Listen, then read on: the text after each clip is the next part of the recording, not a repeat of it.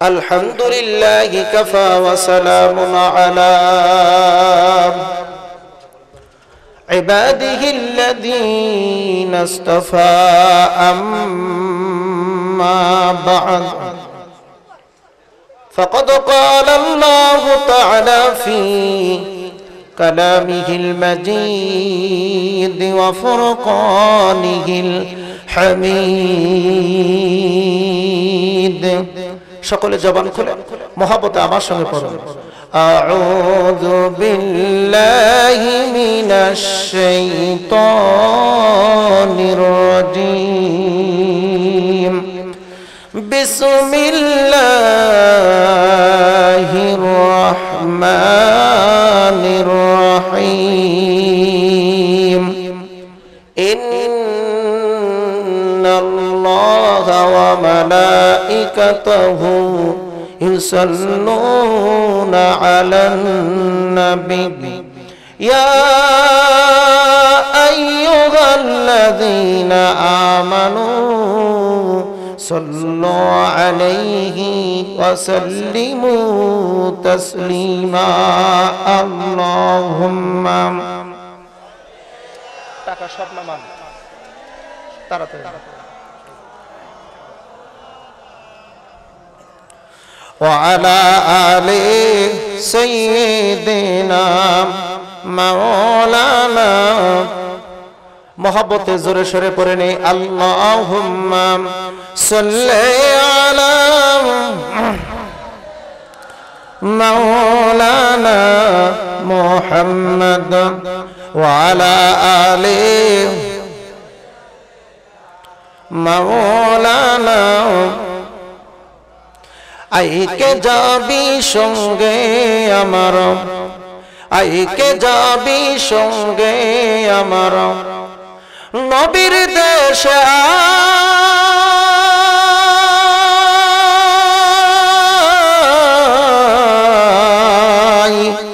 নবীর দেশে আই যথাই ঘুমিয়ে আসেন যথাই ঘুমিয়ে আসেন নবী মুস্তাফা আইকে যাবি সঙ্গে আমার আইকে যাবি সঙ্গে আমার নবীর দেশে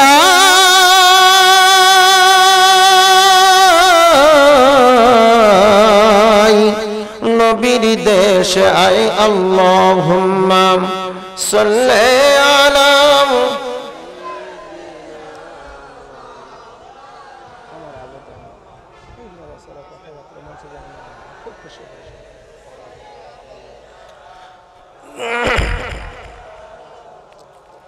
दुखी पे करम अपना या सल्लु अला करुणा खैरा तुमी अपनी जलहो की अता करुणा कलमा ला इलाहा इल्लल्लाह নিচে নামা রাখেন এগুলো নামা রাখেন হ্যাঁ নামা রাখেন আরেকটু আইকো দেন আরেকটু মোহব্বত লা ইলাহা ইল্লাল্লাহ জবান খুলে লা ইলাহা ইল্লাল্লাহ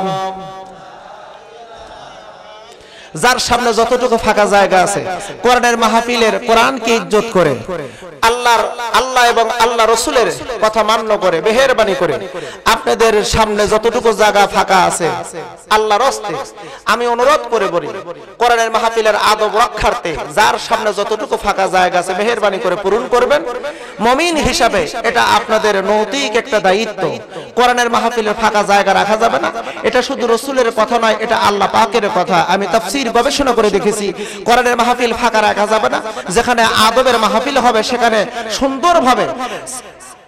সুন্দরভাবে বসে আদবের সহিত কোরআন শুনতে হবে অতএব আমরা জিকির করি আর সামনে বসি লা ইলাহা ইল্লাল্লাহ লা ইলাহা ইল্লাল্লাহ জবান খুলে লা ইলাহা ইল্লাল্লাহ আরে এই কালে মার বন্ধু ভেলাম কাজে লাগবে মরণ বেলাম এই কালে মার বন্ধু ভেলাম কাজে লাগবে মরণ বেলাম এই কালেমার রৌশনীতে এই কালেমার রৌশনীতে কবর হবে উজালা লা ইলাহা ইল্লাল্লাহ জবান খুলে মোহব্বত লা ইলাহা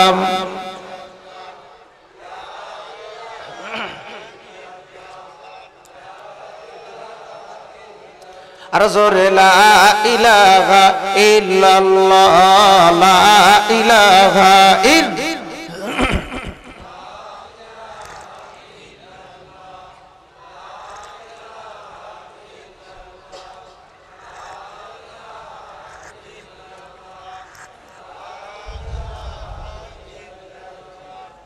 লা ইলাহা ইল্লাল্লাহ লা ইলাহা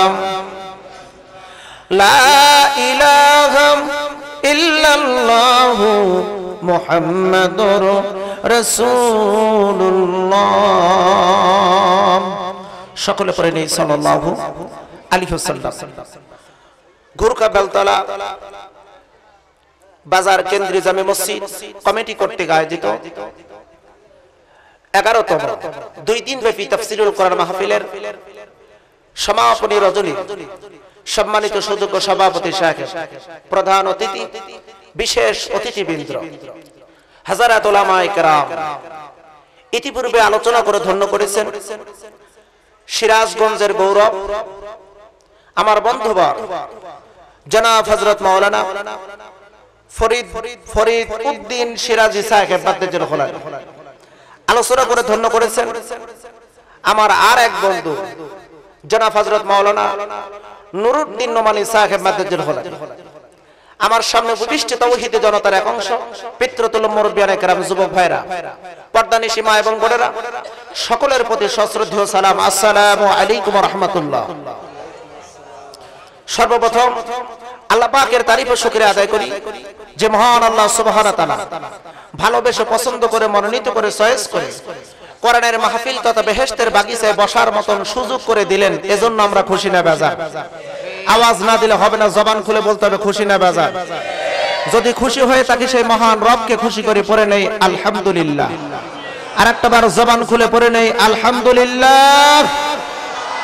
সকলে পড়ে নেই রব্বানা লাকাল হামদ হামদান কাসীরান তাইয়্যিবান মুবারাকান ফি ইয়া রাব্বি লাকাল হামদু কামা ইয়ানবাগি লিজালালি ওয়াজহিকা ওয়া আযীমি সুলতানিকা। প্রশংসা করলাম কার? আরেকটা বার জবান খুলে বলা যাবে প্রশংসা করলাম কার? অথবা লাখ কোটি দরুদ আর সালাম সাইয়্যিদুল মুরসালিন আশরাফুল আম্বিয়া খাতাবুন নবিয়্যিন রাহমাতাল লিল আলামিন জনাবে মুহাম্মদুর রাসূলুল্লাহ। সকলে পড়ে নেই সাল্লাল্লাহু আলাইহি ওয়াসাল্লাম। সম্মানিত প্রাণপ্রিয় আমার সিরাজগঞ্জ জেলার তাওহীদি জনতার এক অংশ, আমি কোরআন থেকে যথারীতি আলোচনা করব। কোরআনের বাহিরে একটা কথাও বলবো না ইনশাআল্লাহ। শুনতে রাজি আছেন তো আপনারা? সকলে রাজি আছেন তো ভাইজান? আমাকে ইতিপূর্বে একটা সংবাদ দেওয়া হয়েছে, হুজুর এখানে কোনো রাজনৈতিক কথা হবে না, এখানে কথা বলবেন কোরআন থেকে। কোরআনে যা আছে তা বলবো, কোনো আপত্তি আছে? কোরআনে যা আছে তাই বলবো, কোনো আপত্তি আছে? যদি কারোর সন্দেহ হয়, যদি কারোর কোনো সংশয় হয়, যদি কারোর কোনো সময় যদি কোনো ধারণা জেগে আসে, আশা করি মেহেরবানি করে আপনি বাহিরে আজেবাজে কথা না বলে সরাসরি টেজে আসবেন, কোরআন থেকে দলিল নেবেন। কোরআন থেকে যদি দলিল না দিতে পারি তাহলে আপনার জুতা আমার গাল। আপনারা কথা মানবেন কি মানবেন না? কথা বলেন, কথা বলেন। আমি এখানে কোনো নেতা নেত্রীর প্রশংসা করতে আসি নাই, আমি এখানে কোনো নেতা নেত্রীর প্রশংসা করব না। এখানে প্রশংসা হবে আল্লাহর, প্রশংসা হবে নবী মুহাম্মাদের, প্রশংসা হবে আল কোরআনের, এমনকি প্রশংসা হবে আল কোরআনের ধারক বাহক নায়েবে নবী আলেম ওলামার প্রশংসা হবে। কথা বলুন ঠিক কিনা? অতএব কোরআনের আলোচনা শুনবো। আল্লাহ পাক আমাদেরকে কবুল আর মঞ্জুর করুক। সকলে পড়ে নিন আমিন। আরো জোরে জবান খুলে পড়ে নিন আমিন। সম্মানিত উপস্থিতি, রাসূলের হাদিসের মধ্যে আসছে, আমি একটা বা নয়টি কথা বলবো না, মুসনাদে আহমদের মধ্যে আসছে। মুসনাদে আহমদ প্রসিদ্ধ একটা হাদিসের কিতাব। আল্লাহ রাসূল বলেন, যদি কোনো ব্যক্তি কোরআন থেকে ইলম অর্জন করার জন্য কোন ব্যক্তি মুহাক্কিন আলেমের পাশে এক মুহূর্ত যদি বসে থাকে, জোরবন কয় মুহূর্ত? আরেকটাবার জবান খুলে বলুন ভাই, কয় মুহূর্ত? এক মুহূর্ত যদি বসে থাকে, আল্লাহর হাবিব বলেন ওই ব্যক্তির আমল নামায় একটা নয়, দুইটা নয়, 30টি কবুলিয়াত ইবাদতের সওয়াব আল্লাহ পাক দান করেন। ইলম এখনো অর্জন করে নাই, শুধু মুহাক্কিন আলেমের পাশে শুধু বসে আছে আদবের সহিত। আদবের সহিত আলেম ওলামার সাথে বসা দরকার আছে না নাই? আলেম ওলামার সাথে কথা বলতে হলে আদবের সহিত কথা বলতে হবে, কথা বলার দরকার আছে না নাই? মুসলমান খুব ভালো করে খেয়াল রাখবেন, আল্লাহ রাসূল বলেছেন মুহাক্কিন আলেমের পাশে এক মুহূর্ত যদি বসে থাকে 30টি কবুলিয়াত ইবাদতের সওয়াব আসবে। এর মধ্যে এক নাম্বার হলো 1000 জানাজার কবুলিয়াত নামাজের সওয়াব। আরো জোরে বলেন একটু সুবহানাল্লাহ।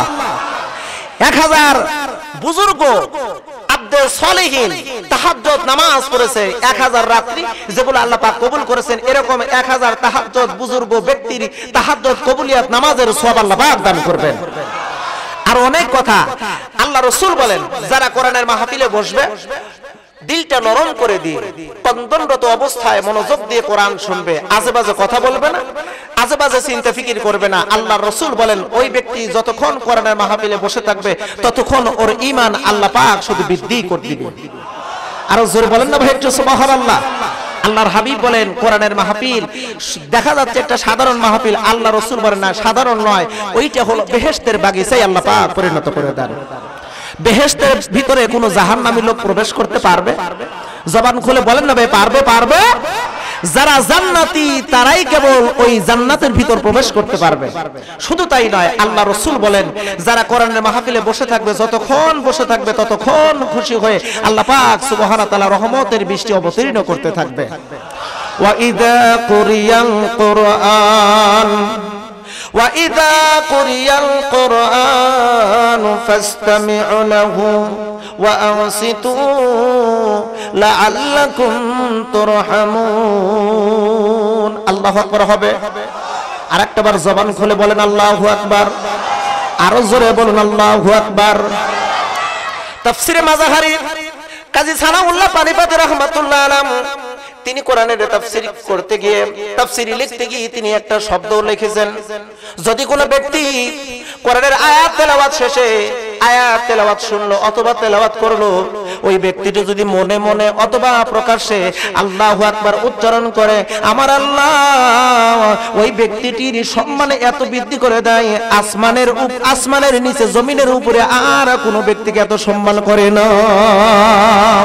কোরআন তেলাওয়াত শেষে যদি কোনো ব্যক্তি আল্লাহু আকবার উচ্চারণ করে, ওই ব্যক্তির সম্মান আকাশের নিচে জমিনের উপরে সবচেয়ে বেশি বৃদ্ধি করে দেন। আর জোর বলেন না ভাই আল্লাহু আকবার। আমরা যতবার কোরআনের আয়াত তেলাওয়াত শুনবো ততবার আল্লাহু আকবার বলবো, রাজি আছেন তো ভাইজান? আজকে তো আমরা মুসলমান, আমাদের জবান দিয়ে আল্লাহু আকবার শব্দটা আসে না, আমাদের জবান দিয়ে আসে শুধু জয় কালী, জয় মা, জয় দুর্গা। জয় শব্দটি এসে আমাদের ঈমান ধীরে ধীরে ক্ষয় হচ্ছে, যার কারণে আল্লাহু আকবার জবান দিয়ে আসে না। আল্লাহু আকবার বলতে রাজি আছেন তো আপনারা? এটি কি কোনো দলীয় স্লোগান ভাইজান? দলীয় স্লোগান? এটা হলো আল্লাহর দেওয়া কালেমা। জোরবান কার দেওয়া কালেমা? আর জোরবান কার দেওয়া কালেমা?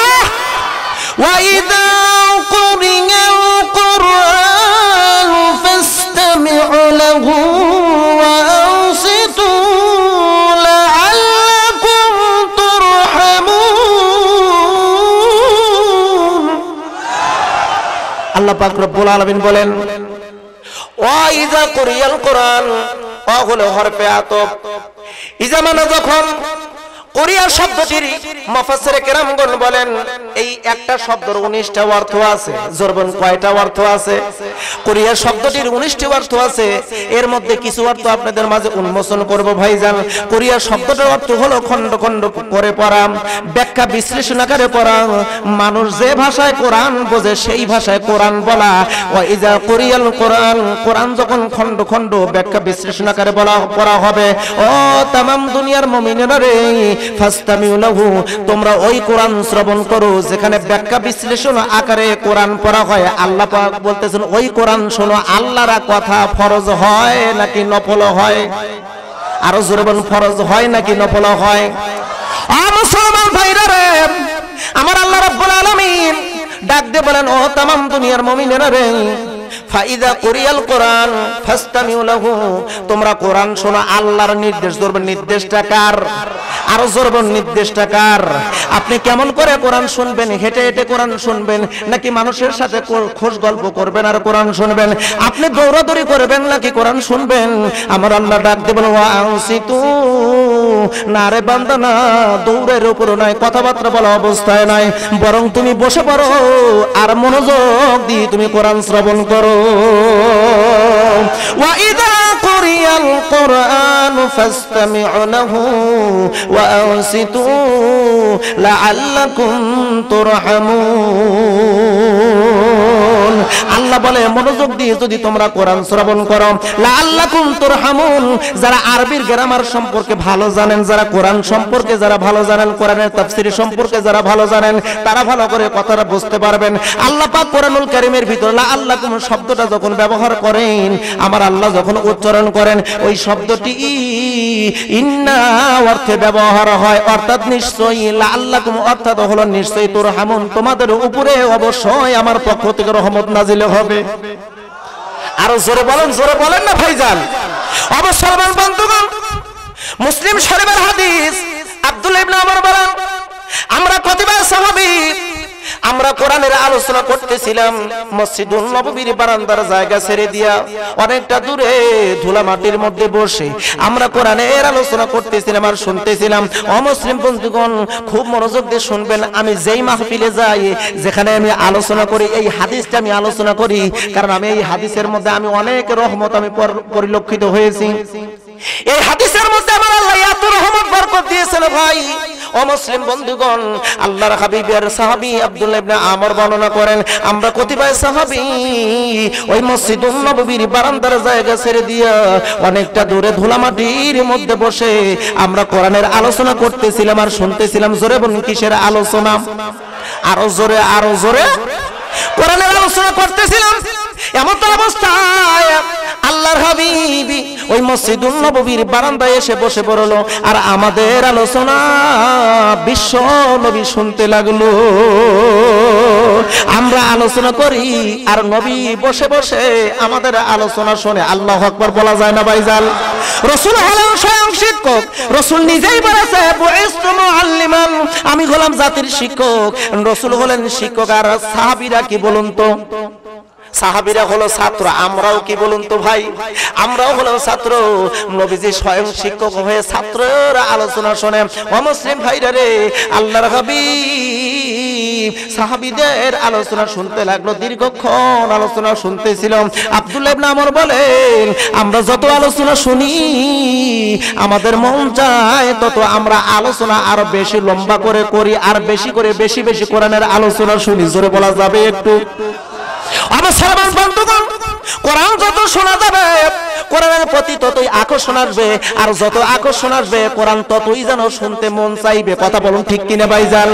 যত কোরআন শোনা যাবে ততই আকর্ষণ বৃদ্ধি হবে, কারণ আমার আল্লাহ এই কোরআন সম্পর্কে, কোরআনের আলোচনা শোনা সম্পর্কে সূরা আনফালের 2 নম্বর আয়াতে কারিমার মধ্যে বলেছেন, ইন্নামাল মুমিনুনা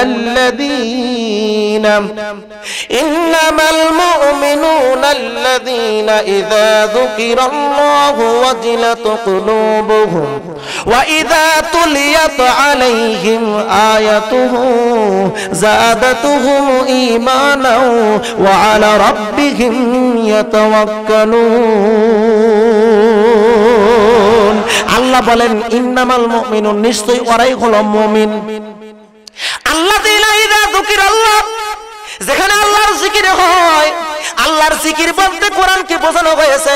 আমার আল্লাহ বলেছে, নাহনু নাযালনা যিকরা, আমি কোরআন নাজিল করেছি, আমি জিকির নাজিল করেছি। অর্থাৎ কোরআনের মজলিস যেখানে হয়, দিলটা নরম করে কন্দনরত অবস্থায় কোরআন শোনে।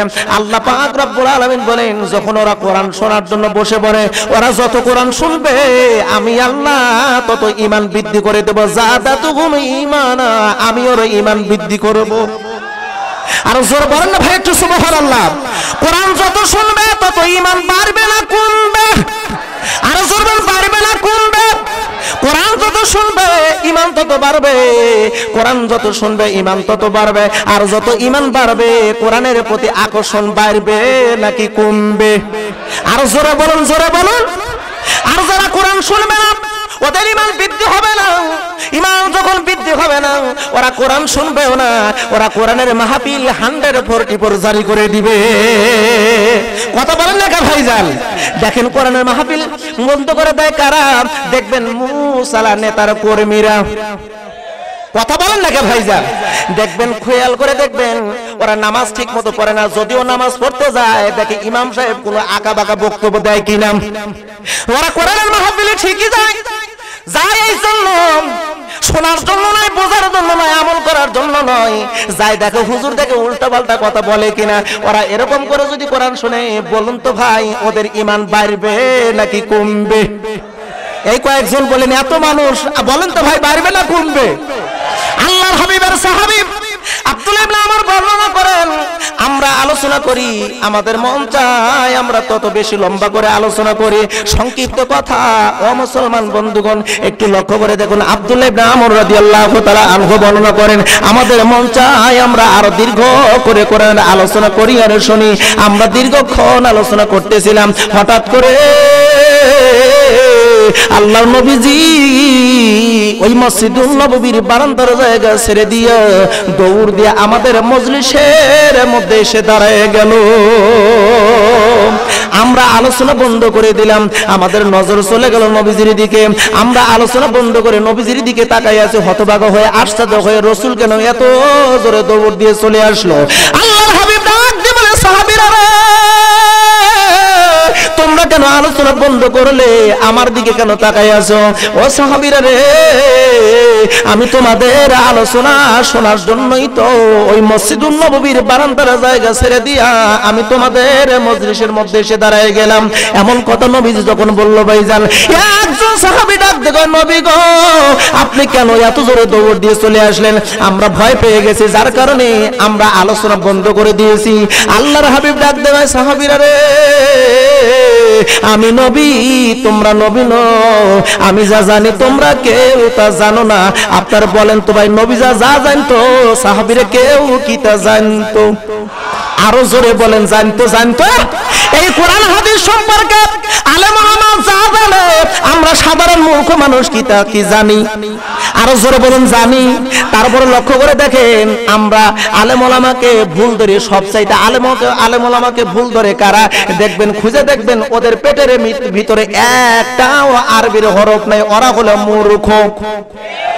কথা বলেন না ভাইজান? এই মুহূর্তে আমি কিছু কথা বললে দেখবেন এক শ্রেণীর ব্যক্তি দাঁড়াবে আর বলবে, হুজুর এটা আপনার ভুল বলবেন। আপনি খুঁজে দেখবেন আর পেটের ভিতর সারা পেট খুঁজে দেখবেন, একটা আরবি অক্ষর খুঁজে পাওয়া যাবে না। মুসলমান বন্ধুগণ, আল্লাহর হাবিব ডাক দিয়ে কয়, সাহাবীরা রে, আমি নবী, তোমরা নবী নও। আমি যা জানি তোমরা কেউ তা জানো না। আমি এই মুহূর্তে যা দেখতেছি তোমরা কেউ তা দেখতে পারতেছো না। একজন সাহাবী ডাক দিয়ে, নবী গো আপনি কি দেখলেন আর আমরা কি দেখতে পারলাম না? আল্লাহর হাবিব ডাক দিয়ে কয়, ও সাহাবীরা রে, তোমরা কোরআন থেকে আলোচনা করতেছিলে আর শুনতেছিলে, আমি তোমাদের আলোচনা বসে বসে শুনতেছিলাম। ও সাহাবীরা রে, আমার এত ভালো লাগতেছিল, আমার খুবই ভালো লাগতেছিল। আমি দীর্ঘক্ষণ তোমাদের আলোচনা শুনতেছিলাম। হঠাৎ করে আমার নজর চলে গেল আকাশের দিকে। আমি তাকে দেখি আমার আল্লাহ তোমাদের উপরে খুশি হয়ে রহমতের বৃষ্টি নাজিল করতেছিল। আমি নবী হওয়া সত্ত্বেও আমার উপরে একটাও রহমত নাজিল হয় নাই। ওই রহমত আমার নবী গো, আমি তোমাদের মজলিসের মধ্যে এসে দাঁড়ায় গেছি। জোরে বলেন না ভাই একটু আল্লাহু আকবার।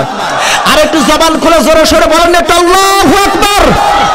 তাহলে সেই কোরআনের মাহফিলের মধ্যে যদি আমরা বসে শেষ পর্যন্ত যদি কোরআন শুনি, তাহলে আমার আপনার উপর আল্লাহ পাক খুশি হয়ে রহমত দিবেন কি দিবেন না? কথা বলুন, দিবেন কি দিবেন না? এই বিশ্বাস কি সবার আছে ভাইজান? সবার আছে? হাত উঁচু করে একটু দেখেন, তাকবীর দেন, নারায়ে তাকবীর। আরো জোরে তাকবীর উচ্চ স্বরে দিতে হবে, নারায়ে তাকবীর। আল কোরআনের আলোক, আল হাদিসের আলোক, কোরআন হাদিস যেখানে, এই আলেম ওলামা যেখানে, নারায়ে তাকবীর। আলহামদুলিল্লাহ। আলহামদুলিল্লাহ, হাত নামান। তাহলে কোরআনের আলোচনা করব, শুনবো। রাজি আছেন তো ভাইজান? সবাই রাজি আছেন তো? ইনশাআল্লাহ আমি যথারীতি কোরআন এবং হাদিস থেকে আলোচনা করব। আমি মূল্যবান গুরুত্বপূর্ণ একটা আলোচনা আপনাদের জন্য এনেছি। আপনারা সম্ভবত শুনেছেন কিনা জানি না, আমার আলোচনার বিষয়ের নাম হলো সওয়াব কোন পদ্ধতিতে অর্জন করা যাবে। আজকে তো সওয়াবের ওয়াজ আমরা কত শুনেছি। আমি গত কয়েকদিন আগে নীলফামারীতে মাহফিল করতে গিয়েছি। কিছু বয়স বৃদ্ধ কিছু ব্যক্তি আমার কাছে আসলো দেখা করার জন্য। আমার বলতেছে, হুজুর এমন কিছু আমলের কথা বলবেন যেই আমলগুলো একদম সংক্ষিপ্ত হবে, অল্প হবে, আমলটা করা খুবই সহজ হবে, আর আমলের সওয়াব যেন এত বেশি হয়, এই আমলটা করলে যেন অতি তাড়াতাড়ি জান্নাতের মেহমান হতে পারে, এমন কিছু আমলের কথা বলবেন। কথা বুঝতে পারছেন তো ভাইজান? সুবহানাল্লাহ বুঝে শুনে আগে উত্তর দিয়েন, আগে সুবহানাল্লাহ বলবেন না। টার্গেট হলো অল্প আমল কিন্তু জান্নাত চাই। আমল যত্ন জান্নাত, আপনারা মন কাছে চান না তাই না? আসেন আমি গুরুত্বপূর্ণ কথা বলবো। আজকে তো সওয়াব সম্পর্কে কত কথা হচ্ছে, কত দল, কত মত, কত পথ আজকে আমাদের মাঝে এ বলতেছে যে একবার যদি এইটা বলা যায় এত সওয়াব, আরেকজন বলতেছে এই দরুদ শরীফ পড়লে 80 বছরের গুনাহ মাফ। এরকম অনেক তাসবিহ তাহলিল আমাদের সমাজের মধ্যে প্রচলিত আছে না নাই? জবান খুলে বলতে হবে, আছে না নাই? সওয়াব আসলে কোন পদ্ধতিতে অর্জন করা যাবে এ বিষয় নিয়ে আমি কোরআন থেকে গুরুত্বপূর্ণ একটি কথা বলবো আপনাদের মাঝে। আমি আলোচনা করব সূরা আত-তাওবা থেকে। সূরাটির নাম খুব ভালো করে মনে রাখবেন। সূরার নাম হলো তাওবা। সূরার নাম কি? তাওবা শব্দের অর্থ হলো ফিরে যাওয়া, ফিরে আসা। তোমার মূল যেই কাজ সেই দিকে তুমি চলে যাও। তাওবা শব্দের অর্থ ফিরে আসা। এই ফিরে আসা সূরা নামক থেকে আমি 19 নম্বর আয়াত কারিমার উপর আলোচনা করব। আপনারা আমার জন্য দোয়া করেন, আল্লাহ পাক যেন আমাকে যেন এই অত্র সূরার অত্র আয়াতের উপর আলোচনা করার তৌফিক দান করে। সকলে পড়ে নিন আমিন। আরো জোরে পড়ে নিন আমিন। সকলে আমার সঙ্গে প্রাণ খুলে জবান খুলে একটু উচ্চ স্বরে তেলাওয়াত করবেন। আমার সঙ্গে সকলেই পড়ুন, আউযু বিল্লাহি মিনাশ শাইতানির রাজিম, বিসমিল্লাহির রাহমানির রাহিম। أجعلتم سقاية الحاج وعمارة المسجد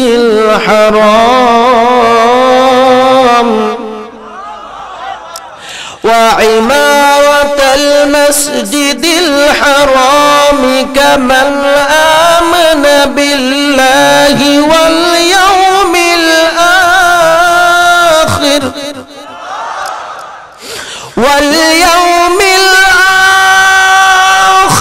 وجاهد في سبيل الله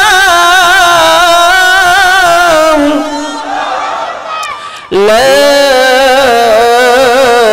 يستوون عند الله والله لا يهدي القوم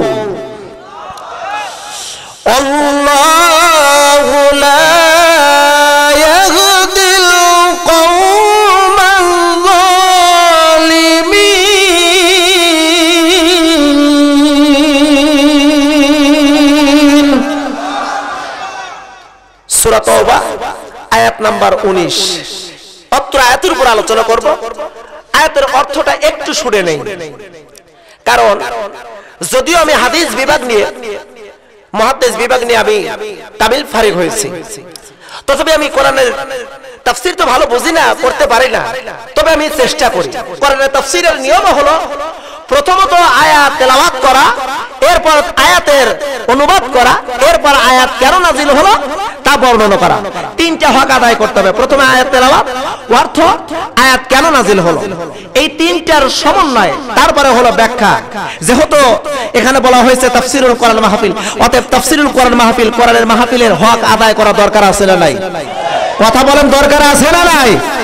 সারা জীবন তো রহিমা জরিনা কত কিছুর কেচ্ছা শুনলাম, কত কিছু শুনলাম। আজকে একটু তাফসীর বিষয়ে কিছু কথা বলতে চাই, শুনবেন না ভাইজান আপনারা? আমি ইনশাআল্লাহ আমি যথারীতি এই বিষয়ে নিয়ে আলোচনা করব। আল্লাহ পাক সুবহানাহু ওয়া তাআলা বলতেছেন আজআলতুম, এখানে প্রশ্নবোধক শব্দ, আজআলতুম সিকায়াত, তারা ধারণা করেছে। আজআলতুম শব্দের অর্থ হলো ধারণা করা, নির্মাণ করা, তৈরি করা। আসলে মূলত প্রকৃত অর্থ কোরআনুল কারীমের দুই ধরনের অর্থ হয়, একটা হলো হাকিকাত আর একটা হলো মাজাজ। হাকিকাত হলো শব্দ অনুযায়ী অর্থ, যেমন শব্দ এর সঠিক যে অর্থ তাকে বলা হয় হাকিকাত, আর মাজাজ বলা হয় এর রূপক অর্থ। যেমন বলা হলো আসাদুল্লাহ, আসাদ কোন ব্যক্তিকে যদি নামকরণ করা হয় আসাদ, আসাদ শব্দের অর্থ হলো সিংহ। আসলে কি কোনো মানুষ কি সিংহ হতে পারে? কিন্তু এটাকে রূপক অর্থে ব্যবহার করা হয়। যেমন আসাদুল্লাহিল গালিব, হযরত আলীকে আল্লাহর সিংহ বলা হতো, রূপক অর্থে ব্যবহার করা হতো। খুব ভালো করে মনোযোগ দিয়ে শুনবেন। আল্লাহ পাক বলেছেন আজআলতুম, তারা ধারণা করেছে সিকায়াতাল হাজ, হাজিদের পানি পান করানো, ওয়া ইমারাতাল মসজিদিল হারাম, আর মসজিদুল হারাম অর্থাৎ খানায়ে কাবার খেদমত করা, খানায়ে কাবার খেদমত করা, মসজিদের খেদমত করা আর হাজিদের পানি পান করানো।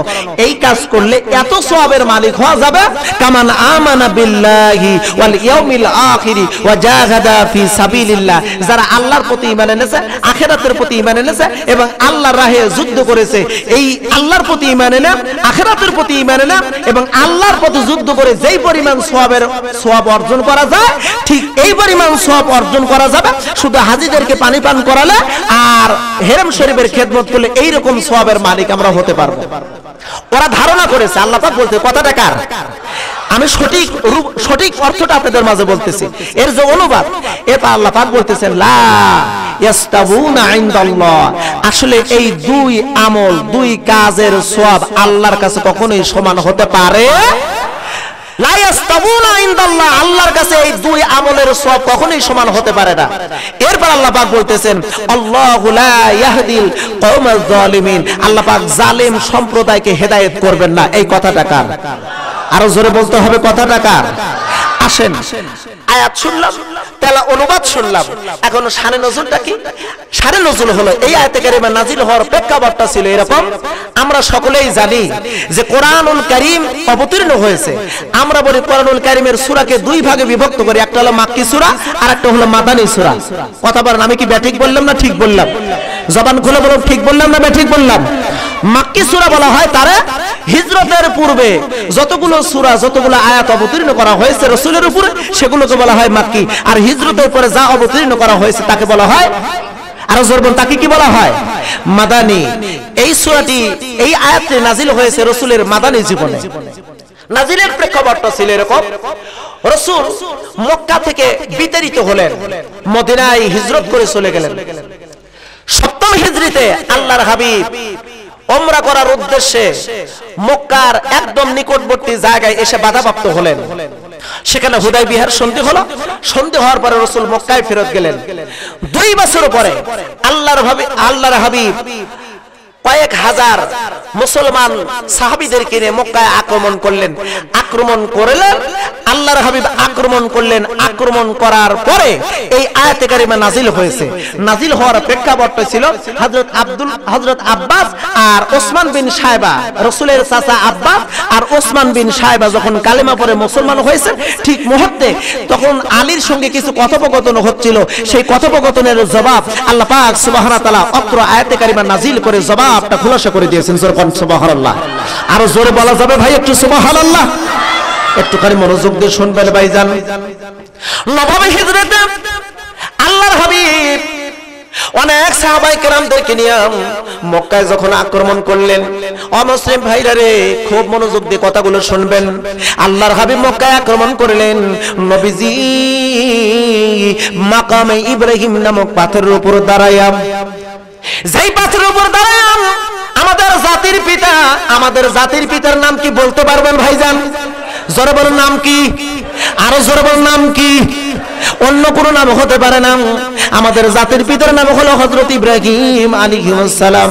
ইব্রাহিম নবী ওই মাকামে ইব্রাহিম পাথরের উপর দাঁড়ায়া কাবা শরীফ নির্মাণ করেছিলেন। আজও সেই পাথর নিদর্শন রয়ে গেছে মুসলমানদের জন্য।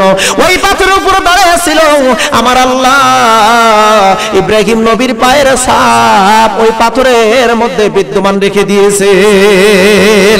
আল্লাহর হাবিব ওই পাথরের উপর দাঁড়ায়া ডাক দিয়ে বলতেছে, ও হেরেমের অধিবাসীরা রে, আমি মুহাম্মদ তোমাদেরকে সাধারণ একটা ঘোষণা দিলাম, এই মুহূর্তে সমস্ত মক্কাবাসীদেরকে আমি রাসূল ক্ষমা করে দিলাম। জোরে বলেন না ভাই একটু সুবহানাল্লাহ। আমি তোমাদের ক্ষমা করে দিলাম। এ হেরেমের অধিবাসীরা রে, তোমরা আমাকে যতই নির্যাতন করেছো আমি তোমাদেরকে মাফ করে দিলাম। অমুসলিম ভাইরা রে, একটুখানি মনোযোগ দিয়ে শুনবেন। আল্লাহর হাবিব মক্কাবাসীদেরকে ক্ষমা করে দিলেন, কিন্তু বিশ্ব নবীজি সাহাবায়ে কেরামদেরকে উদ্দেশ্য করে বলেন, ও সাহাবীরা রে, সবাইকে ক্ষমা করে দিলাম, কিন্তু কয়েকজন পুরুষ আর কয়েকজন নারীকে ক্ষমা করা যাবে না। ওদেরকে যেখানেই পাবে সেখানেই হত্যা করবে, নতুবা আমি রাসূলুল্লাহর কাছে তোমরা ধরে আনবে। এর মধ্যে একজনের নাম ছিল ওসমান বিন সাইবা।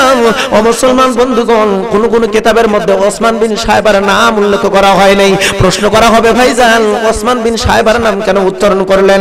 ওসমান বিন সাইবার নাম কেন রাসূল বললাম? ও মুসলিম বন্ধুগণ, কিতাবের মধ্যে এসেছে আল্লাহর হাবিব যখন মক্কা নগরীতে, আল্লাহর হাবিব যখন মক্কায় কালেমার দাওয়াত দিচ্ছিলেন, নবীজির উপর অকথ্য নির্যাতন আসতেছিল। এটা আমরা সকলে জানি কি জানি না? সবাই জানেন, সবাই জানেন ভাই। আল্লাহর হাবিবের উপর নির্যাতন এসেছিল।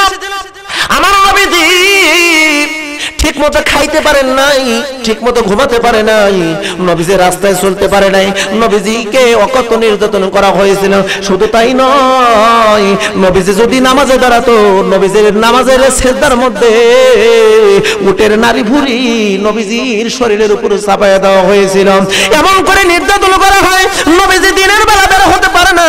এমন একটা সময় বের হয়ে গেল, এমন একটা সময় আসলো ভাই, নবীজি দিনের বেলা বের হতে পারে না। হঠাৎ করে একদিন গভীর রাত্রিতে নবীজির মনের মধ্যে একটা আশা জাগলো, আজ আমি কাবার ভিতরে ঢুকবো, কাবার ভিতরে ঢুকে আমি 2 রাকাত নামাজ আদায় করব। যখন কয় রাকাত? আরো জোরে বলতে হবে, কয় রাকাত? 2 রাকাত আমি নামাজ আদায় করব। বিশ্বনবীজি এই নিয়াত করে, এই ইচ্ছা করে ভাইজান তিনি এবার হেরেমের ভিতরে ঢুকলেন। ওই সময় কাবা শরীফে তালাবদ্ধ করে দেওয়া হতো, দিনের বেলায় খোলা হতো আর রাতে তালাবদ্ধ করে দেওয়া হতো। ওই তালার চাবি ছিল ওসমান বিন সাইবার কাছে। ওই কাবার ভিতরে একটা নয়, দুইটা নয়, 360টা দেবতাকে রেখেছিল ওই বেঈমান কাফেররা। ওই কাফের বেঈমানরা 360টা দেবতা রেখেছিল, আর রাত্রিতে তালাবদ্ধ করে রাখা হতো, দরজা বন্ধ করে রাখা হতো। আল্লাহর হাবিব গভীর রাত্রিতে হেরেমের ভিতরে ঢুকলেন, আর ওই কাবার চাবি যার কাছে আছে? ওসমান বিন সাইবার কাছে। ওই ওসমান বিন সাইবার কাছে নবীজি চলে গেলেন, তুললেন, ঘুম থেকে জাগ্রত করলেন, ডাক দিয়ে বলেন, ওসমান বিন সাইবার, আমি মুহাম্মদ দিনের বেলা আসতে পারি না। ও ওসমান বিন সাইবা, একবার এই কাবা শরীফের দরজা খুলে দাও, আমি কাবার ভিতরে ঢুকবো আর আমি 2 রাকাত নামাজ আদায় করব।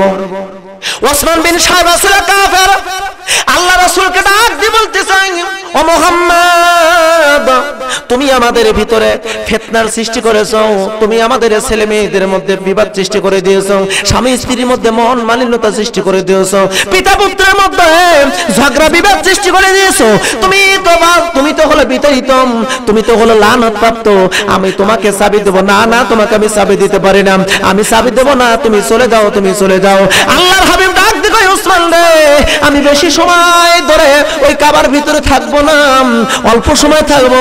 ওসমান, অল্প সময়ের জন্য তুমি কাবা শরীফ খুলে দাও, আমি 2 রাকাত নামাজ আমি আদায় করব।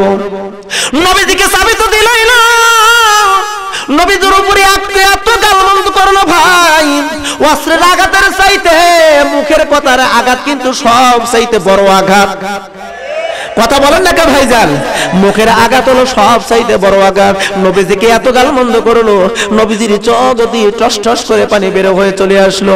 অমুসলিম ভাইরা রে, নবীজি হেরেম শরীফ থেকে বের হয়ে তিনি চলে আসতেছিলেন। মন মানে না, না না, আর একটা বার যাই ওসমান বিন সাহেবকে আমি বোঝাইলে হয়তো বা আমাকে চাবি দিবে, আর আমি ঘরের ভিতরে ঢুকে প্রভুর দরবারে 2 রাকাত নামাজ আমি আদায় করবো। জোরে কোন একটু আল্লাহু আকবার। আরো জোরে বলেন না ভাই একটু আল্লাহু আকবার। আল্লাহর হাবিব আবার ফিরে আসলেন। ওসমান বিন সাহেবকে ডাক দিল, ওসমান রে চাবি দাও, চাবি দাও, আমার খুব মন চায় আমি কাবার ভিতরে 2 রাকাত নামাজ আদায় করব। আগের চাইতে ভাই আমার নবীজিকে গালমন্দ করলো, আমার নবীজিকে গালমন্দ করলো, নবীজি সরতেছে না। ওসমান বিন সাহেবা আমার নবীজির গাল মোবারকে থাপ্পড় মারলো, যেই নবীদের কারণে তামাম পৃথিবীর সব সৃষ্টি হয়েছে, যেই নবীদের ওসিলায় মানুষ বিনি হিসেবে জান্নাতে যাবে, যেই মানুষটাকে দেখার জন্য পশু পাখিরা পাগল হয়ে যেত, যেই মানুষটির চেহারার দিকে একটাবার নজর করলে চোখে পানি ধরে রাখা যেত না, ওই মানুষটির গালে জোরে সরে একটা থাপ্পড় মারলো। আমার নবীজি কাঁদতে কাঁদতে বের হয়ে আসতেছেন, আমার নবীজি কাঁদতে কাঁদতে বের হয়ে যায়। নবীজির মনের ভিতর ব্যথা আমার আল্লাহ বুঝতে পারলেন। নবীজির মনের ব্যথা পৃথিবীর কোন মানুষ যদি না বুঝতো, বুঝতেন কে? আরো জোরে বলেন, বুঝতেন কে? এই আলেম ওলামার মনের ব্যথা পৃথিবীর কোন মানুষ যদি না বোঝে, বোঝেন কে? আরো জোরে বলেন, বোঝেন কে? মুসলমান বন্ধুগণ, আল্লাহর হাবিবের মনের ব্যথা আমার আল্লাহ বুঝতে পারলেন।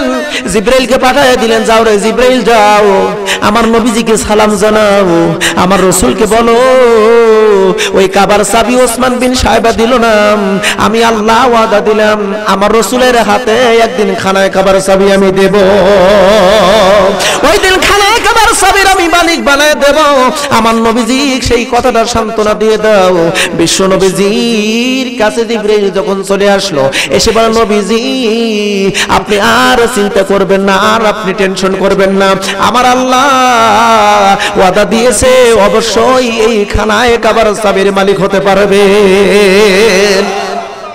রাসূল আপনি চলে আসেন। জিব্রাইল যখন এই কথা বলেছে, রাসূলের মনের মধ্যে একটু ভরসা বেশি হয়েছে, আত্মবিশ্বাস বেশি হয়ে গেছে। দেখেন, আপনজন যদি বিপদের মুহূর্তে যদি কোনো কিছু নাও করে, যদি মুখ দিয়ে কোনো কথা বলে, বলেন তো অন্তরের মধ্যে শান্তি আসে কি আসে না? জবান খুলে বলুন, শান্তি আসে কি আসে না?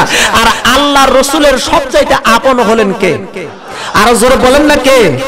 মুমিনের সবচাইতে আপনজন কে? আরো জোরে বলুন কে? আজকে তো আমরা মুমিন কতজনকে আপন বলে মনে নিলাম, কত নেতা নেত্রীকে আপন বলে মেনে নিলাম, কিন্তু ভাইজান একটু অনুরোধ করি, একটু নিরপেক্ষ দৃষ্টিতে একটু মন দিয়ে একটু বুঝে দেখেন তো, আপনি যারা আপন করে মনে করে নিয়েছেন, আপনি দেখেন তো ওই ব্যক্তিটি আপনাকে আপন করে নিয়েছে কিনা। কথা বলেন, ভাবার বিষয় আছে না ভাই? কথা বলেন না কা ভাই? আপনারও জবাব না দিলে তো আমি বুঝতে পারবো না ভালো। কথা বলেন, এগুলো মানুষটি আপনাকে আপন করে নিয়েছে কিনা, এইটি কি কোনো সময় ভেবেছেন?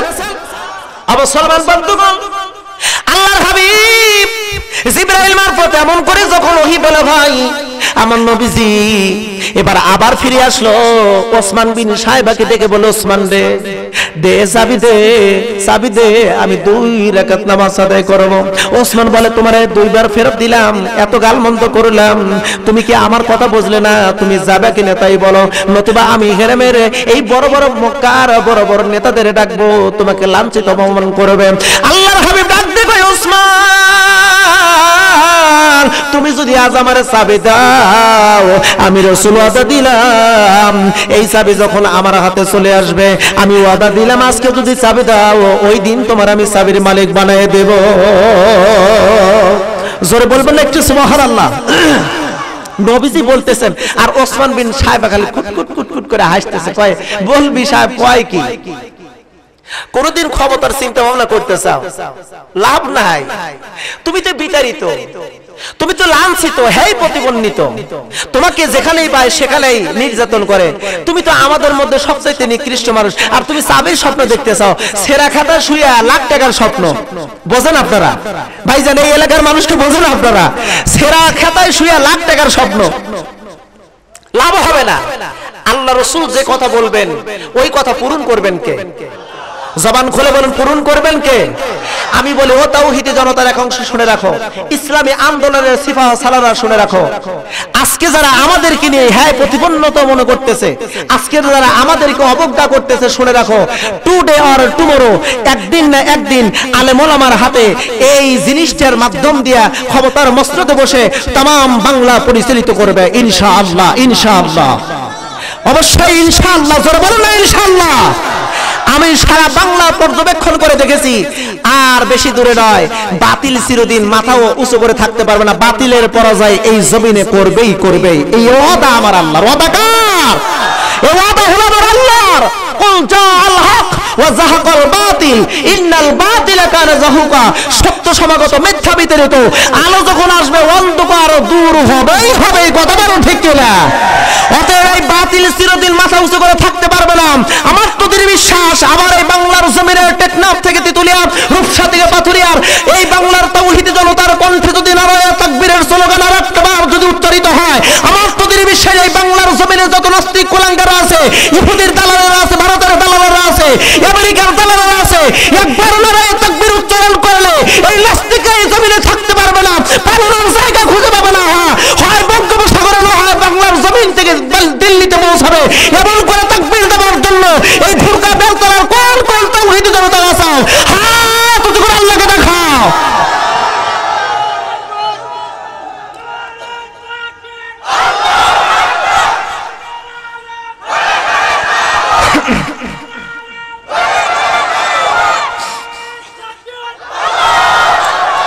মুসলমান, আল্লাহ রাসূল বলতেছেন আমার হাতে চাবি আসবে, চাবি আসবে, তোমার চাবির মালিক বানায় দেব। বিশ্বাস করলো না, কিন্তু আমার আল্লাহ বলছে রাসূল হে, আপনি যে কথাটা বলবেন ওই কথাটা অক্ষরে অক্ষরে আমি আল্লাহ পূরণ করে দেব। জোরে বলেন না ভাই, জোরে বলেন না একটু। আল্লাহ রাসূল এমন কথা বললেন, দেখেন একটু খেয়াল করে দেখেন। খন্দকের ময়দানে, খন্দকের যুদ্ধের সময় আল্লাহ রাসূল যখন খন্দকের পরীক্ষা খনন করার জন্য সাহাবায়ে কেরামদেরকে অর্ডার করলেন এবং রাসূল স্বয়ং নিজে গেলেন। হযরত আলীকে বললেন, আলীরা একটা কোদাল নিয়ে আসো। কোদাল কি আপনারা বোঝেন ভাই? এই আমার সলঙ্গার এলাকার মানুষই কোদাল বোঝেন নাকি? কোদাল নিয়ে আসো। আলী কোদাল নিয়ে আসলেন, একটা ঝুড়ি নিয়ে আসলেন, মানে ডালি নিয়ে আসলেন। আল্লাহ রাসূল এবার চলে গেলেন। হযরত আলীকে নিয়ে সর্বপ্রথম মাটিতে কোপ দিয়েছিল বিশ্বনবী, আর সর্বপ্রথম মাটির ডালি মাথায় নিয়েছিল বিশ্বনবী। সূরা বলো আল্লাহু আকবার। হযরত আলী মাটি কেটে দেয়, আর আমার রাসূল মাটির ডালি মাথায় নেয়। বিশ্বনবীজি মাটি কেটে দেয়, হযরত আলী মাথায় করে ডালি নিয়ে মাটিটা দূরে ফেলে দেয়। এক পর্যায়ে মাটি কাটতেছিল ভাইজান, এইটা দেখেন মদিনার ভিতরে একটা আলোড়ন সৃষ্টি হয়ে গেল। ও মদিনাবাসীরা রে, তোমরা কি জানো, কি জানো রাহমাতাল লিল আলামিন মাটি কাটতেছে, পরীক্ষা খনন করতেছে এই মদিনাকে হেফাজত করার জন্য, ওই মক্কার কাফের বেঈমানদের হাত থেকে মদিনাকে রক্ষা করার জন্য মাটি কাটতেছে। আসো হে আসো, তোমরা আর কেউ দেরি করো না। সবাই যখন চলে আসলো ভাইজান, মাটি কাটতেছে অবিরাম গতিতে। ও মুসলিম ভাইরা রে, আমি বলতেছিলাম নবীজির ওয়াদা আমার আল্লাহ কেমনে পূরণ করে। আল্লাহর হাবিব মাটি কাটেন, সাহাবীরাও মাটি কাটেন। বিশ্ব নবীজি একটু ক্লান্ত বিশ্রাম করার জন্য একটু দূরে এক জায়গায় বসে আছে, কিন্তু এই আলী মাটি কাটতেছেন অবিরাম গতিতে। হযরত আলী রাদিয়াল্লাহু তাআলা তিনি যখন কোদাল দিয়ে যখন কোপ দিয়েছে, একটা জোরে বলুন কয়টা? আরো জোরে বলুন ভাই কয়টা? একটা কোপ দিয়েছে জোরে সরে, ওই কোপটা পড়েছে পাথরের উপরে। আচ্ছা বলেন তো, লোহা যখন পাথরের উপরে একটা কোপ পড়লো ভাইজান, পাথরের উপরে যখন কোপ পড়ে তখন একটা এক ধরনের আওয়াজ হয়, হয় কি হয় না? মাটি বাদ দিয়ে পাথরের উপরে যখন কোপ পড়লো, একটা বিকট একটা আওয়াজ হলো। ওই আওয়াজের সঙ্গে সঙ্গে হযরত আলী লক্ষ্য করে দেখেন একটা আলো বের হচ্ছে, একটা আগুন বের হলো, কিন্তু ওই আগুনটা ওখানে থাকলো না, আগুনটা সোজা একটা দৌড় দিয়েছে। জোরে কোন আল্লাহু আকবার। আরো জোরে বলেন একটু আল্লাহু আকবার। আমি মনে করেছি পাথরের উপর কোপ লেগেছে, যার কারণে আগুন বের হয়েছে। অমুসলিম বন্ধুগণ একটুখানি মনোযোগ দিয়ে শুনবেন ভাইজান। এবার হযরত আলী আর একটা যখন কোপ দিল, আর একটা যখন কোপ দিল, কোপ দিতে দাঁড়িয়ে ভাই আর একটা আগুন বের হলো। ওই আগুনটা ওই জায়গায় থাকলো না, ওই আগুনটা উল্টো দিকে আবার ধাপিত হতে লাগলো। আলীর মনের মধ্যে ভয় হলো, আহারে ব্যাপারে কি, আমি একটা কোপ দিলাম আগুন বের হলো এদিকে গেলাম, আর একটা কোপ দিলে আগুন আবার এদিকে গেল, না না আর একটা কোপ দিলে আগুন যদি চতুর্দিকে ছড়ায় পড়ে বিপদ হতে পারে। কোদাল ফেলে দিয়া হযরত আলী দৌড় দিয়েছেন বিশ্ব নবীজির দিকে। আল্লাহু আকবার, আরো জোরে বলুন একটু আল্লাহু আকবার। হযরত আলী দৌড় দেয়, কিতাব প্রমাণ করেছে ওই সাহাবায়ে কেরামদের মধ্যে হযরত ওসমান দেখে আলী মাটি কাটা বাদ দিয়ে দৌড় দিয়ে চলে যাচ্ছে। হযরত ওসমান ডাক দিয়ে কয়, আলী রে তুমি কেন এত জোরে দৌড় দিয়ে চলে যাও? তুমি কি কাম করবে না? কামে বুঝে ফাঁকি দিবে? এ আলী তুমি কেন কাজ বাদ দিয়ে যাও? আলী ডাক দিয়ে কয়, ওসমান আপনি তো জানেন না আমি কোন কারণে আমি দৌড়াইতেছি, আপনি তো জানেন না। আল্লাহু আকবার বলা যাবে না ভাইজান। হযরত আলী দৌড়ে চলে গেলেন, বিশ্ব নবীর কাছে গেলেন। হযরত আলী যখন বিশ্ব নবীর কাছে দাঁড়ালো, ভাই আলীর গা দিয়ে দরদর করে গাম বের হচ্ছে, হযরত আলী থরথর করে কাঁপতেছে। আমার রাসূল ডাক দিয়ে বলে, আলী রে তোমার ভিতরে মনে হচ্ছে ভীতিকর একটা অবস্থা, তুমি বুঝি খুব ভয় পেয়েছো? ও আলী তুমি কেন এমন করে থরথর করে কেন কাঁপতেছো? আলী ডাক দিয়ে বলে, নবীজি আমি এই জন্য থরথর করে কাঁপতেছি, আমি এমন একটা দৃশ্য দেখেছি আমার জীবনে কোনোদিন এত বড় আমি দৃশ্য দেখিনি, এত বড় ভয়ঙ্কর দৃশ্য দেখি নাই। আলী বলতেছে আর আমার রাসূল মুস্কি মুস্কি করে হাসতেছে আর আলীর কথা শ্রবণ করতেছে। সুবহানাল্লাহ বলা যাবে ভাই? আলী বলতেছে আর রাসূল মুস্কি মুস্কি হাসে। আলী কয়, ইয়া রাসূলুল্লাহ আমার কথা বলতে আপনার রহস্যময় মনে হচ্ছে, আপনার কাছে বুঝি হাসির একটা খোরাক হয়েছে নাকি? কষ্ট হচ্ছে নাকি? কষ্ট হতেছে নাকি আপনাদের? কষ্ট হলে বলবেন। আমি কিন্তু ওই যেতে বক্তা না যে শ্রোতা ওয়াজ শুনবে না আর আমি জোর করে ওয়াজ শোনাবো না, আমি ওই যেতে বক্তা না। আপনারা খালি একটা সিঙ্গেল দেবেন, হুজুর বন্ধ করে দেন, সঙ্গে সঙ্গে দোয়া হয়ে যাবে। চলবে তো ইনশাআল্লাহ? কতক্ষণ চলবে ভাইজান? কতক্ষণ? 15-20 মিনিট চলবে তো ইনশাআল্লাহ, নাকি তারও বেশি? দেখি কি রকম আলোচনা শুনতে চান, আমি একটু পরীক্ষা করতে চাই। তাকবীরের আওয়াজ শুনলেই বুঝতে পারবো। নারায়ে তাকবীর। 15-20 মিনিট চলবে হুজুর, 15-20 মিনিট কম, 15-20 মিনিট থেকে একটু বাড়বে বাড়বে। কয়েকজন বলতেছেন আর একটা বার দেখি, তাকবীরের আওয়াজ যত বাড়বে আমার আলোচনা তত বাড়বে। নারায়ে তাকবীর। না চলছে হুজুর, আর 40 মিনিট চলে, হ্যাঁ আরো বেশি। এবার লাস্ট চান্স, তাকবীরের আওয়াজ যত বাড়বে আমার আলোচনা তত বাড়বে। নারায়ে তাকবীর। তোলা তাকবীর ধ্বনি ধরায় রাখবার, বীর মুসলমান ধরওয়াল কোরআন, ফিরিয়ে আনো সেই হারানো সম্মান। নারায়ে তাকবীর। আর জোরে নারায়ে তাকবীর। তোলা তাকবীর ধ্বনি ধরায় রাখবার, এই কালেমা পড়ান ওরে মুসলমান, এই কালেমা পড়ান ওরে মুসলমান, কাফির তো হলো যত কাফির বেঈমান, মারো সে হুঙ্কার কররে তলপার, মারো সে হুঙ্কার কররে তলপার, পাখ ভাঙিয়া করো করো রে চোর মারো, বীর মুসলমান ধরওয়াল কোরআন, ফিরিয়ে আনো সেই হারানো সম্মান। নারায়ে তাকবীর। আর জোরে নারায়ে তাকবীর। তোলা তাকবীর ধ্বনি ধরায় রাখবার, এই কালেমার বলেন হয়ে বলিয়ান, শাসন করেছিল দুনিয়া জাহান। কথা বলুন ঠিক কিনা? আরো জোরে বলুন ঠিক কিনা ভাই? এই কালেমার বলেন হয়ে বলিয়ান, শাসন করেছিল দুনিয়া জাহান। সত্যের সেই তলোয়ার ধরোয়া রাখবার, সত্যের সেই তলোয়ার ধরোয়া রাখবার, পাখ ভাঙিয়া করো করো রে চোর মারো, বীর মুসলমান ধরওয়াল কোরআন, ফিরিয়ে আনো সেই হারানো সম্মান। নারায়ে তাকবীর। আর জোরে নারায়ে তাকবীর। তোলা তাকবীর ধ্বনি ধরায় রাখবার, জোরে বলবেন একটু মারহাবা। আলোচনা চলবে ভাই, চলবে। আসলে একটু মনোযোগ দিয়ে শুনবেন। হযরত আলী বক্তব্য, হযরত আলী বিশ্ব নবীজির কাছে বলতেছে, আল্লাহর হাবিব মুস্কি মুস্কি হাসে। আলী ডাক দিয়ে বলে, নবীজি আমি কথা বলি আর আপনি মুস্কি মুস্কি করে হাসেন। আল্লাহর হাবিব ডাক দিয়ে বলে, আলী রে তুমি কি বলতে চাও জলদি করে বলো।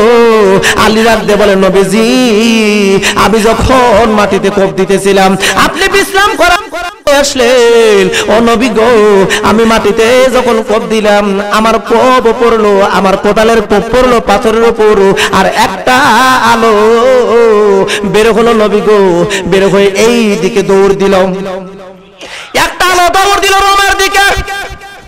ও নবী গো আর একটা কোপ আমি দিলাম, ওই কোপটা দেওয়ার সঙ্গে সঙ্গে একটা আগুন বের হলো, ওই আগুনটা গেল পারস্যের দিকে। ও নবীজি আমি এই দৃশ্য দেখে ভয় পেয়ে আপনার কাছে দৌড় দিয়ে চলে এসেছি। আল্লাহ রাসূল ডাক দিল আলী রে তুমি তো জানো না ওই দুইটা আগুন দুই দিকে গেছে, এর কারণ হলো আমার আল্লাহ ওই বিশাল সম্রাজ্যবাদী বিশাল শক্তিরধারী বিশাল ক্ষমতাধারী একটা রাষ্ট্র রোম আর একটা রাষ্ট্র হলো পারস্য, ওই ক্ষমতাধর রাষ্ট্রগুলো আমার আল্লাহ মুসলমানদের হাতে একদিন তুলে দিবে। আর জোরে বলেন না ভাই একটু সুবহানাল্লাহ। হযরত আলী বলল বুঝলাম না নবীজি, আমার রাসূল ডাক দিল আলী রে তুমি তো জানো না তুমি যখন দৌড় দিয়ে আমার কাছে আসতেছিলে আমার আল্লাহ জিবরাইলকে আমার কাছে পাঠিয়েছিল। জিবরাইল বলে নবীজি আলীর মাধ্যম দিয়ে একটা কাজ ঘটে গেছে, আপনি শুনে দিন হযরত ওমরের শাসন আমলে ওই রোম আর পারস্য মুসলমানদের হাতে চলে আসবে। ও মুসলিম ভাইরা রে আমার নবীজি ডাক দিয়ে বলে ওসমান বিন সাহেবা চাবি দাও, চাবি দাও তোমারে আমি চাবির মালিক বানায় দেব। ওসমান চাবি দিল না ভাই, আল্লাহর নবীজি কত নির্যাতন করলো, অনেক কথা লম্বা করবো না রে ভাইজান, মনটা খারাপ করে বিশ্ব নবীজি যখন বের হয়ে চলে যাচ্ছিলেন আমার আল্লাহ জিবরাইলকে বলে দিলেন ও জিবরাইল আমার রাসূলকে আর জানায় দাও ওই ওসমান বিন সাহেবাকে আমার রাসূল যখন মক্কা যখন বিজয় করবে এই কাবার মালিক আমার কাবার চাবির মালিক যখন বিশ্ব নবী হবে ওই দিন যেন ওসমান বিন সাহেবাকে যেন ক্ষমা না করে, বরং আমার রাসূল ওসমান বিন সাহেবাকে যেন হত্যা করে। আমি আল্লাহর নির্দেশ রাসূল মানবে কি মানবে না? আরো জোরে বলুন, আরো জোরে বলুন। আমার সরবান বন্ধুগণ একটু লক্ষ্য করে দেখুন আল্লাহর হাবিব ওই মক্কা বিজয়ের সময় তিনি বলতেছিলেন ও হেরেমের অধিবাসীরা আমি তোমাদের সমস্ত অপরাধ ক্ষমা করে দিলাম, কিন্তু কয়েকজন ব্যক্তি কয়েকজন নারীকে আমি ক্ষমা করব না, এদেরকে যেথায় পাবে সেটাই হত্যা করবে অথবা ধরে নিয়ে আসবে আমার কাছে। অমুসলিম বন্ধুগণ আল্লাহর হাবিব ওসমান বিন সাহেবার নাম যখন উচ্চারণ করলেন হযরত আলীকে ডাক দিল আলী রে ওসমান বিন সাহেবা কোথায় আছে খুঁজে আনো, তার কাছে চাবি আছে, তার হত্যা করে তার কাছ থেকে চাবি আমার কাছে নিয়ে আসো। এবার মক্কা নগরে অলিগলি খোঁজাখুঁজি শুরু করলো ওসমান বিন সাহেবাকে, কিন্তু খুঁজে পাওয়া যায় না। ওসমান বিন সাহেবাকে খোঁজে কেউ খুঁজে পায় না, অলিগলি মক্কার প্রত্যেকটা অলিগলি তন্ন তন্ন করে খুঁজে হয়রান পেরেশান, ওসমান বিন সাহেবাকে কোথাও খুঁজে পাওয়া যায় না।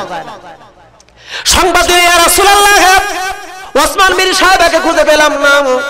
আমার নবীজি বেলালকে ডাক দেওয়াল, বেলাল রে ওঠো রে বেলাল ওঠো, কাবা শরীফের উপর ওঠো আর ওই কাবার উপরে উঠে তুমি আজান দাও। সুবহানাল্লাহ, আরো জোরে বলুন একটু সুবহানাল্লাহ।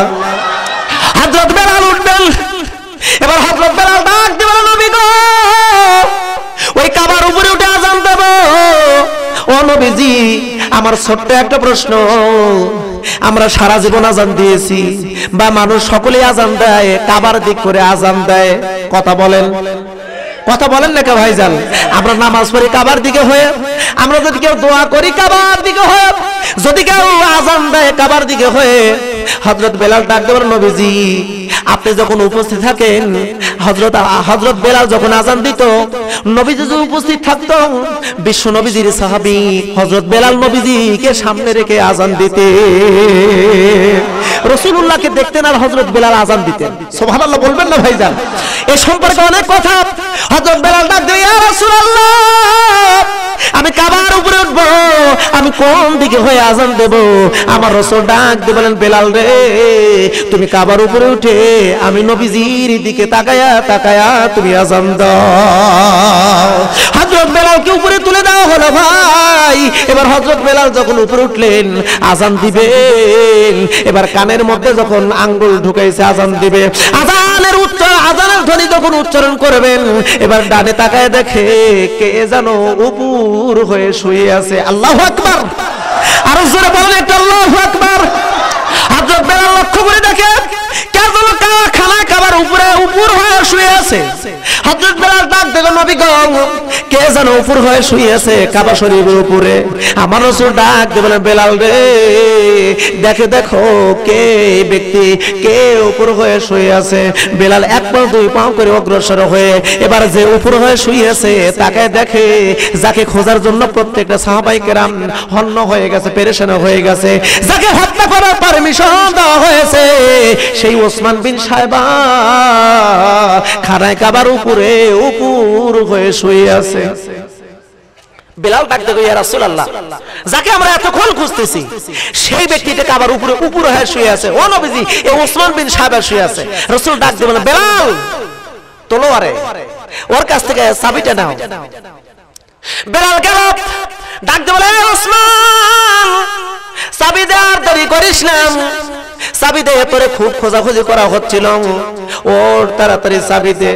এবার ওসমান বিন সাইবা ডাক দে কয়, বেলাল রে আমি উঠবো না, চাবি দেব না, আমি জীবন দেবে দেব কিন্তু খানায় কাবার চাবি দেব না। হযরত বেলাল ডাক দে কয়, নবীজি এরা তুলতে পারতেছি না, চাবি নিতে পারতেছি না, ও নবীজি আমি কি করব? বলে ওরে ভালো করে বোঝাও, চাবি দেওয়ার কথা ভালো করে বোঝাও। ও মুসলমান বন্ধুগণ এমন করে যখন বলতেছিল কিন্তু চাবি দেয় না। এবার বেলাল ডাক দে কয়, ওসমান আমি কি ওমরের কথা বলবো? ওমরকে আসতে বলবো নাকি? ইয়া রাসূলুল্লাহ ওমরকে পাঠিয়ে দেন, আমি তুলতে পারলাম না। ওমরের নাম যখন শুনেছে ওসমান বিন সাইবা ডাক দিয়ে কয়, বেলাল রে ওমরকে ডাকতে হবে না, আমি এমনি উঠতেছি। আরো জোরে বলেন না ভাই একটু সুবহানাল্লাহ। ওমরকে ডাকতে হবে না, আমি এমনি উঠতেছি, চাবি নাও। কাউকে ভয় করে না, ওমরকে যত ভয় করে। আল্লাহু আকবার, আল্লাহু আকবার। আমার বাংলাদেশে অসংখ্য মুফাসসিরে কোরআন আছে, কাউকে এত ভয় করে না যত ভয় করে ওই কোরআনের পাখিকে। কথা বলেন না কে ভাইজান? জানে সব মুফাসসিরকে দিয়া সব মৌলবি দিয়ে সব কাজ করা যায় না। যারা নরম নরম কথা বলে, দেখেন সুবিধাবাদ জিন্দাবাদ, ফজিলতের বয়ান, এখন বয়ান করবেন অমুক হুজুর ফজিলতের বয়ান, সারা জীবন ফজিলতের বয়ান করলে, ফজিলতের বয়ান করলে চোর কি চুরি করা বন্ধ করবে? জবান খুলে বলুন না বন্ধ করবে? সুদখোর কি সুদ বন্ধ করবে? ঘুষখোর কি ঘুষ বন্ধ করবে? জেনাকারী কি জেনা বন্ধ করবে? স্ত্রীকে যারা মারধর করে ওরা কি স্ত্রীকে মারধর করা বন্ধ করবে? এ কথা বলেন নাকি বন্ধ করবে নাকি? তাহলে এর জন্য দরকার হলো আইন, এর জন্য দরকার হলো শাসন। আর এই শাসনের কথা, আইনের কথা যিনি বলে তারে আগে আটকাও। কথা বলেন নাকি ভাই? সবাইকে ভয় করে না, যত ভয় ওমরকে ভয় করে। আল্লাহু আকবার। আল্লাহ রাসূল বলেছেন আমার সাহাবায়ে কেরামদের মধ্যে দুইজন সাহাবী হলো সবচাইতে বেশি রাগী সাহাবী। একজন হলো হযরত বেলাল, হযরত ওমর, আরেকজন হলো হযরত আলী। আর রাসূল বলেন যতগুলো নবী রাসূল পৃথিবীতে এসেছেন সমস্ত নবী রাসূলদের মধ্যে হযরত মূসা আলাইহিস সালামের রাগ ছিল সবচাইতে বেশি। হযরত মূসা আলাইহিস সালাম যখন রাগ করতেন তার মাথার চুলগুলো পাগড়ি ভেদ করে খাড়া হয়ে যেত। আর জোরে বলেন একটা আল্লাহু আকবার। বেলাল যখন বলছে ওমরের নাম, ওসমান বিন সাইবা কয়, এ বেলাল ওমরকে ডাকতে হবে না, আমি এমনি উঠতেছি। জোরে কোন একটু মারহাবা। চাবি দিল ভাই, লম্বা কত লম্বা করব না, এক পর্যায়ে খানা কাবা যখন খোলা হলো এবং ওসমান বিন সাইবাকে উল্টো মরণ দিয়া, উল্টো মরণ কি বোঝেন? আমার সিরাজগঞ্জের ভাইরা কি উল্টো মরণ বোঝেন ভাইজান? হাত উল্টো দিক করে বেঁধে রাখলো খুঁটির সাথে। ও মুসলিম বন্ধুগণ, আল্লাহর হাবিব চাবিটা হযরত আলীর কাছে দিলেন। আলীর কাছে দিয়ে বলেন, আলী রে তুমি চাবি নাও, খানায় কাবা শরীফ তুমি খোলো আর তুমি বলো কুল জাআল হক ওয়া যাহাকাল বাতিল ইন্নাল বাতিলা কানা যাহুকা। আলী রে, তুমি এই আয়াতে কারিমা তুমি তেলাওয়াত করো, খানায় কাবা তুমি খোলো। কাবা শরীফ যখন খোলা হলো ভাই, আমার রাসূল ডাক দিয়ে বলেন, আলী রে ওই মূর্তিগুলো ধরো, একটা মূর্তি আর একটা মূর্তির উপর বাড়ি দাও আর এই আয়াতে কারিমা তেলাওয়াত করো। আর জোরে বলেন একটু সুবহানাল্লাহ। আমার তো দৃঢ় বিশ্বাস, এই বাংলার জমিনে যদি তাওহীদ জনতার হাতে যদি ক্ষমতা আসে, ওই বাতিলটা একটা বাতিলকে ধরবে আর একটা বাতিলের উপর আছাড় মারবে। কথা বলেন না ভাই, ধার করে দিলে শোধ করতে হয়, একদিন না একদিন সময় আসবে। একটুখানি মনোযোগ দিয়ে শুনবেন ভাইজান, আমি কাউকে ইন্ডিকেট করে কথা বলবো না, তবে সংসদে হয়ে যান, সংসদের হয়ে যান, এখনো কিন্তু সময় আছে না নাই? কথা বলেন সময় আছে না নাই? আমার আল্লাহ সব পছন্দ করে না। কোরআনের উপরে হাত দিলাম, নায়েবের নবীগণের উপরে হাত দিলাম, ইসলামের উপরে হাত দিলাম, রাসূলের চরিত্রের উপরে হাত দিলাম, আমার আল্লাহ সহ্য করতে পারলাম। ওই জাতির লোকদের উপর অবশ্যই অবশ্যই কথা বলবে, 100% এর মধ্যে কোনো সন্দেহ নাই। অমুসলিম বন্ধুগণ, আপনাদের মাঝে একটা স্টোরি বলবো ভাইজান। আমি গত কয়েকদিন আগে ইন্ডিয়াতে আমি সফর করে এসেছি। আমি ইন্ডিয়া থেকে কয়েকটা একদম তাজা খবর এনেছি, আপনারা কি শুনবেন না ভাইজান? একটুখানি লক্ষ্য করুন। হযরত আলী ভিতরে গেল, সব মূর্তিগুলো ভেঙে সাফ করলো। আল্লাহর নবী ডাক দেবেন, আলী রে তাড়াতাড়ি যাও, ওই কাবার ভিতরে সুন্দর করে পরিষ্কার করো, পানি আনো, ধুয়ে সাফ করে ফেলো। এবার আল্লাহর হাবিব ডাক দিয়ে বলেন, বেলাল তুমি ভিতরে ঢোকো, এই কাবার ভিতরে ঢুকে সুন্দর করে তুমি আজান দাও। এবার বিশ্ব নবীজি বেলালকে বলেন, আজান দিলেন। আল্লাহর হাবিব বলেন, সাহাবীরা রে জলদি করে তোমরা তাড়াতাড়ি কাবার ভিতরে ঢোকো। কাবার ভিতরে ঢুকলেন ভাই, নবীজি হলেন ইমাম আর মুয়াজ্জিন হলো হযরত বেলাল। বেলাল আজান দিল, ইকামত দিলাম। এবার বিশ্ব নবীজি ইমামতি করলেন ভাই, ওই বিশ্ব নবীজি কাবার ভিতরে নামাজ আদায় করলেন। অনেক কথা লম্বা করব না ভাইজান। ওই স্মৃতি আজ পর্যন্ত সৌদি সরকার অব্যাহত রেখে দিয়েছে, ওই স্মৃতি আজও সৌদি সরকার রেখে দিয়েছে ভাইজান। কিতাব প্রমাণ করেছে প্রতি 12 বছর পর পর ওই কাবা শরীফ খোলা হয় আর ধৌত করা হয়, কাবার ভিতরে আজান দেওয়া হয়। একজনের ইমামতিতে ওই জায়গায় মুসল্লিরা নামাজ আদায় করে, খানায় কাবার ভিতরে নামাজ আদায় করে। অমুসলিম বন্ধুগণ, ওই সৌদি সরকার শুধু সৌদির মানুষদেরকে নিয়ে কাবার ভিতরে নামাজ আদায় করে না, বরং তামাম পৃথিবী থেকে মুসলিম মনীষীদের মধ্যে সর্বাত্মক যারা বড় জ্ঞানী, সর্বাত্মক যারা সব চাইতে বড় মাপের একজন আলেম, সব চাইতে বড় মাপের যিনি আল্লাহর ওলি, তাদেরকে দাওয়াত দিয়ে ওই খানায় কাবার মেহমান বানায় রে ভাইজান। 1971 সালের পরে ওই খানায় কাবার ভিতরে যতবার খানায় কাবা খোলা হয়েছে, 1971 সালের পরে অমুসলিম বন্ধুগণ, ওই 1971 সালের পরে খানায় কাবা যতবার খোলা হয়েছিল, যতবার নামাজ পড়া হয়েছিল, তামাম পৃথিবী থেকে মুসলিম মনীষীদেরকে নেওয়া হয়েছিল। তার মধ্যে আমার বাংলার জমিনের একজন সোনার মণি, একজন সোনার টুকরা, হীরার টুকরা, কোরআনের পাখি, মুসলিম উম্মার হলো অন্তর্যামী, এমন একজন পাখিকে নিয়ে যাওয়া হয়েছিল। ও মুসলিম বন্ধুগণ, ওই মানুষটা আর কেউ নয়, ওই মানুষটি ফজলুল আমিনী নয়, ওই মানুষটি মুফতি শফি সাহেব নয়, ওই মানুষটি নুরুল ইসলাম কাসেমী নয়, ওই মানুষটি চরমনের পীর সাহেব নয়, ওই মানুষটি হলো এই কোরআনের ধারক বাহক। তামাম পৃথিবীর ভিতরে সবচাইতে উচ্চ স্বরে হক কথা বলার মতন একজন ব্যক্তি, তামাম বাংলার মুসলিম উম্মার সবচাইতে সুন্দর বলিষ্ঠ কণ্ঠের অধিকারী, সে আর কেউ নয়, আমাদের প্রান্তে আল্লামা দেওয়ার হোসেন সাঈদীকে খানায় কাবার মেহমান করা হয়েছিল। আর কাউকে নয়, খানায় কাবার ভিতরে আল্লামা সাঈদীকে একবার নয়, দুইবার নয়, তিনবার করে মেহমান বানানো হয়েছিল। আমি কোন দলীয় ভাবে কথাটা বলতেছি না, আমি কিতাব গবেষণা করে দেখেছি, পত্রিকায় প্রকাশ করা হয়েছে। আমি দলীয় ভাবে না, রাজনীতির দিক দিয়ে বলতেছি না। এই মানুষটি কত মূল্যবান ছিল, সৌদির মানুষ বুঝলো, সৌদির কাবা শরীফের ইমামরা বুঝলো, আর আমরা মুসলমান হয়ে বুঝলাম না। কথা বলেন। আল্লাহ রাসূল বলেন, যদি কোনো ব্যক্তি দুনিয়ায় সম্পদ যদি পেতে চাও, আখিরাতে যদি নাজাত পেতে চাও, মুহাক্কিন আলেমদের সোহবত দাও। সোহবত যদি তুমি মুহাক্কিন আলেমের সোহবত নাও, খোদার কসম করে বলে ওই ব্যক্তিটি আল্লাহর জান্নাতের মেহমান হবেই হবে। জোরে বলে একটু সুবহানাল্লাহ। ও মুসলমান বন্ধুগণ, হয়তো আমার কথা শুনে অনেকে নেগেটিভ মনে করেছেন, না না আমি কিন্তু কোনো রাজনৈতিক দলের বক্তা নয়, আমি কিন্তু রাজনীতি প্রচলিত রাজনীতি আমি পছন্দ করি না। ও মুসলিম ভাইরা রে, এবার খানায় কাবার ভিতর দিকে বিশ্ব নবীজি যখন বের হয়ে আসলো, ওই যে ওসমান বিন সাহেবের হাত উল্টো মরণ দিয়ে বাঁধা রয়েছে, মনে আছে? মনে আছে? হযরত ওসমান বিন সাহেবের কাছে আল্লাহর নবীজি যখন আসলো, ওই সাহাবায়ে কেরামরা ডাক দিয়ে বলেন, নবীজি আপনি হুকুম দিয়েছিলেন ওসমান বিন সাহেবকে হত্যা করার জন্য, এখন পারমিশন দেন, অর্ডার দেন, আপনার অর্ডার দিতে দেরি, এই ওসমান বিন সাহেবকে হত্যা করতে আমরা দেরি করব না। আল্লাহর হাবিব বলে, সাহাবীরা রে একটু অপেক্ষা করো, অপেক্ষা করো, এখন তোমরা এত পিরাপিরি কেন করতেছো? আল্লাহু আকবার বলেন না ভাইজান? আরো জোরে বলেন একটু আল্লাহু আকবার।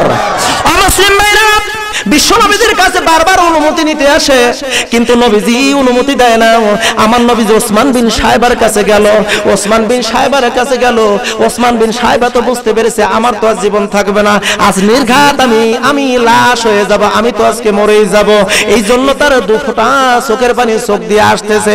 নবীজি ডাক দিয়ে বলে, ওসমান তুমি এখন কাঁদতেছো, কেন্দে কোনো লাভ হবে না রে ওসমান।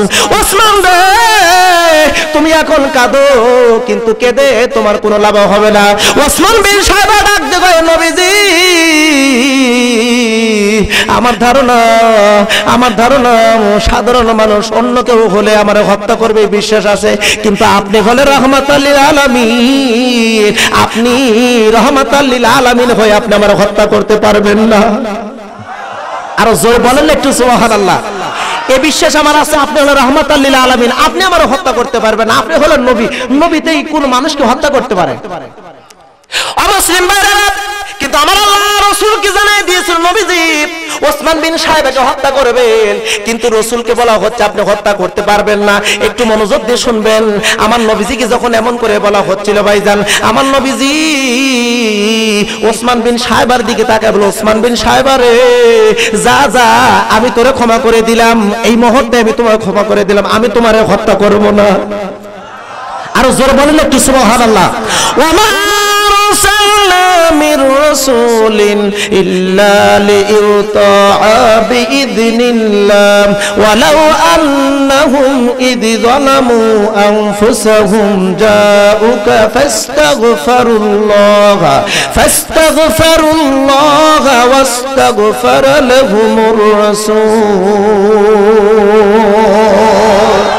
রাসূল হে শুনে রাখেন, যদি কোনো ব্যক্তি আপনার কাছে গুনার জন্য অনুতপ্ত হয়, গুনাহ করেছে, এত গুনাহ করেছে, আপনার কাছে যদি অনুতপ্ত হয় যে ও নবীজি আমি খুব গুনাহ করেছি, আমার জন্য আল্লাহর কাছে একটু দরখাস্ত করো, নবী গো আপনি ওই ব্যক্তির পক্ষ নিয়ে যদি একটু বার যদি আমার কাছে ইস্তেগফার করেন, ইস্তেগফার করতে দেরি, আমি আল্লাহ ওয়াদা দিলাম আপনার ওসিলায় করে ওই ব্যক্তির গুনাহ maaf করতে দেরি করব না। আরো জোরে বলা যাবে না একটু সুবহানাল্লাহ?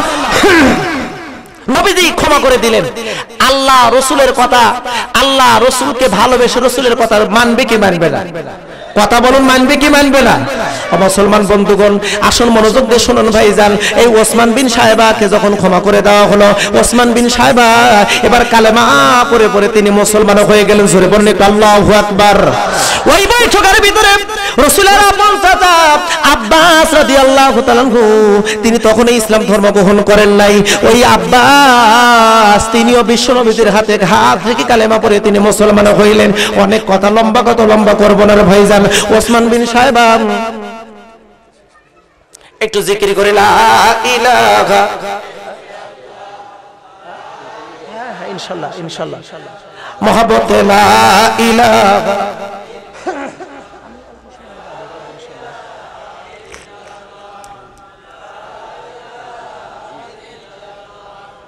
লা ইলাহা। আপনাদের কষ্ট লাগতেছে মনে হয়, তাই না? আমি কিছু কথা বলছি, আপনাদের গায়ে লাগছে মনে হয়। কথা বলেন ভাইজান, কথা বলেন না কেন? কষ্ট লাগতেছে আপনাদের? যদি কষ্ট লাগে তো বলেন, আমি এখন আলোচনা শেষ করে দিয়ে চলে যাবো। আলোচনা চলবে নাকি? চলবে তো ইনশাল্লাহ, চলবে তো ইনশাল্লাহ। এটা জবান খুলে জিকির লা ইলাহা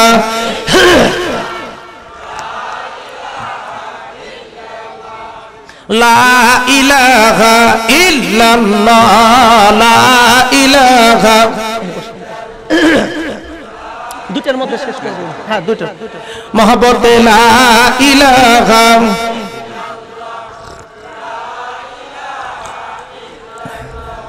লা ইলাহা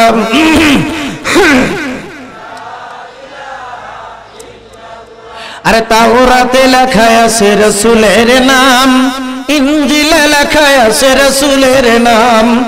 তাওরাতে লেখা আছে রাসূলের নাম, ইনজিলে লেখা আছে রাসূলের নাম।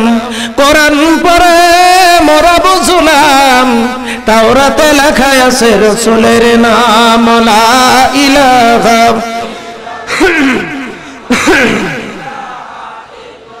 মোহাম্মদ লা ইলাহা ইল্লাল্লাহ, লা ইলাহা।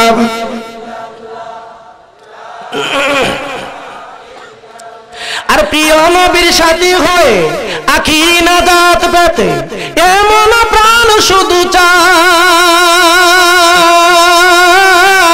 প্রিয় নবীর সাথী হয়ে আখিরি নাজাত পেতে এমন প্রাণ শুধু চাই।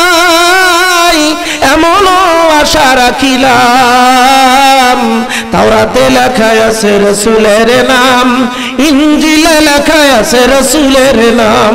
কোরআন পড়ে মোরা বুঝলাম, তাওরাতে লেখা আছে রাসূলের নাম। লা ইলাহা ইল্লাল্লাহ, জবান খুলে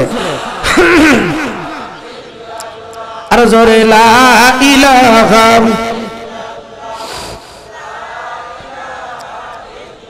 লা ইলাহা ইল্লাল্লাহ মুহাম্মাদুর রাসূলুল্লাহ। সকলে পড়ে নেই সাল্লাল্লাহু আলাইহি ওয়াসাল্লাম। ওসমান বিন সাইবা রাসূলের চাচা আব্বাস কালেমা পড়ে মুসলমান হয়েছে। হযরত আলী, ওসমান বিন সাইবা আর আব্বাস তিনজন হেরাম শরীফের মধ্যে বসে আলোচনা করতেছিল। দেখেন, আমরা কিন্তু যখন চাষটালে বা এখানে সেখানে যদি 2-4-5 জন যদি বসি, আমরা কিন্তু ছোট্ট একটা বিষয় নিয়ে তর্ক করি। কথা বলেন, নিয়ে তর্ক হয় কি হয় না? জবান খোর বলেন, নিয়ে তর্ক হয় কি হয় না? নিয়ে তর্ক করি। এ বলে যে আমার ওই কাজটা ভালো হয়েছে, কই না তোমার চাইতে আমার কাজটা ভালো হয়েছে। কত মানে এরকম নিয়ে তর্ক হয় কি হয় না? আলী বলতেছেন, চাচা ইসলাম ধর্ম গ্রহণ করলেন ঠিকই, কিন্তু আমাদের মতন সওয়াবের মালিক হলেন না। আমরা তো অনেক সওয়াবের মালিক হয়েছি। ও ওসমান, আসলে আমরা ইসলাম ধর্ম আগে গ্রহণ করেছি, আমরা জিতেছি, তোমরা পরে গ্রহণ করেছো, তোমরা ঠকেছো। আমরা অনেক সওয়াবের মালিক, তোমরা সওয়াব পাও নাই।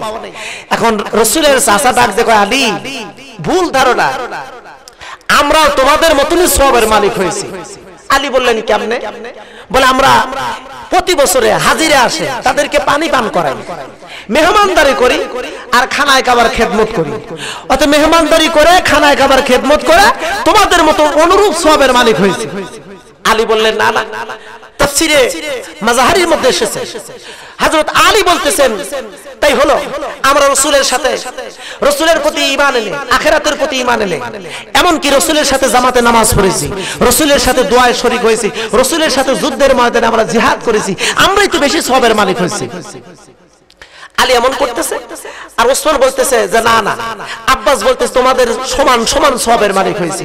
আচ্ছা বলেন তো ভাইজান, দেখেন একজন লোক সুবহানাল্লাহ আলহামদুলিল্লাহ বলে বলে মসজিদ ফাটাইতেছে, আর উনি চিন্তা ফিকির করতেছে আমি জান্নাতে যাব, আর এক দল হলো আল্লাহর জমিনে দ্বীন কায়েম করব, আর দ্বীন কায়েম করতে গিয়ে সে শহীদ হয়ে যাচ্ছে। আচ্ছা বলেন তো, এই দুই জনের আমল কি এক হতে পারে?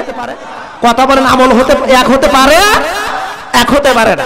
দেখেন, একটু খেয়াল করে দেখুন ভাইজান, ওসমান বিন সাইবা আর আব্বাস যখন এমন করে বলতেছিল, আলী বলে, না না, আমরা তোমাদের চাইতে সওয়াবের বেশি মালিক হয়েছি। এত নিয়ে তর্ক, এক পর্যায়ে আলী ডাক দিয়ে বলেন, চাচা গো চলেন যাই, নবীজির কাছে যাই। নবীজি যখন তাঁবুর মধ্যে বসা ছিলেন, বিশ্রাম করতেছিলেন, আলী অনুমতি নিয়ে বিশ্ব নবীজির কাছে গেলেন, আল্লাহর হাবিবকে সব কথা খুলে বললেন। ওসমান বিন সাইবা আর রাসূলের আপন চাচা আব্বাস তারাও তাঁবুর ভিতরে ঢুকে পড়লো। আলীও বসা আছেন, বিশ্ব নবীজি সব কথা শুনলেন, মুতাওয়াজ্জা হইলেন আল্লাহর দিকে। আমার আল্লাহ জিবরাইলকে পাঠিয়ে দিলেন।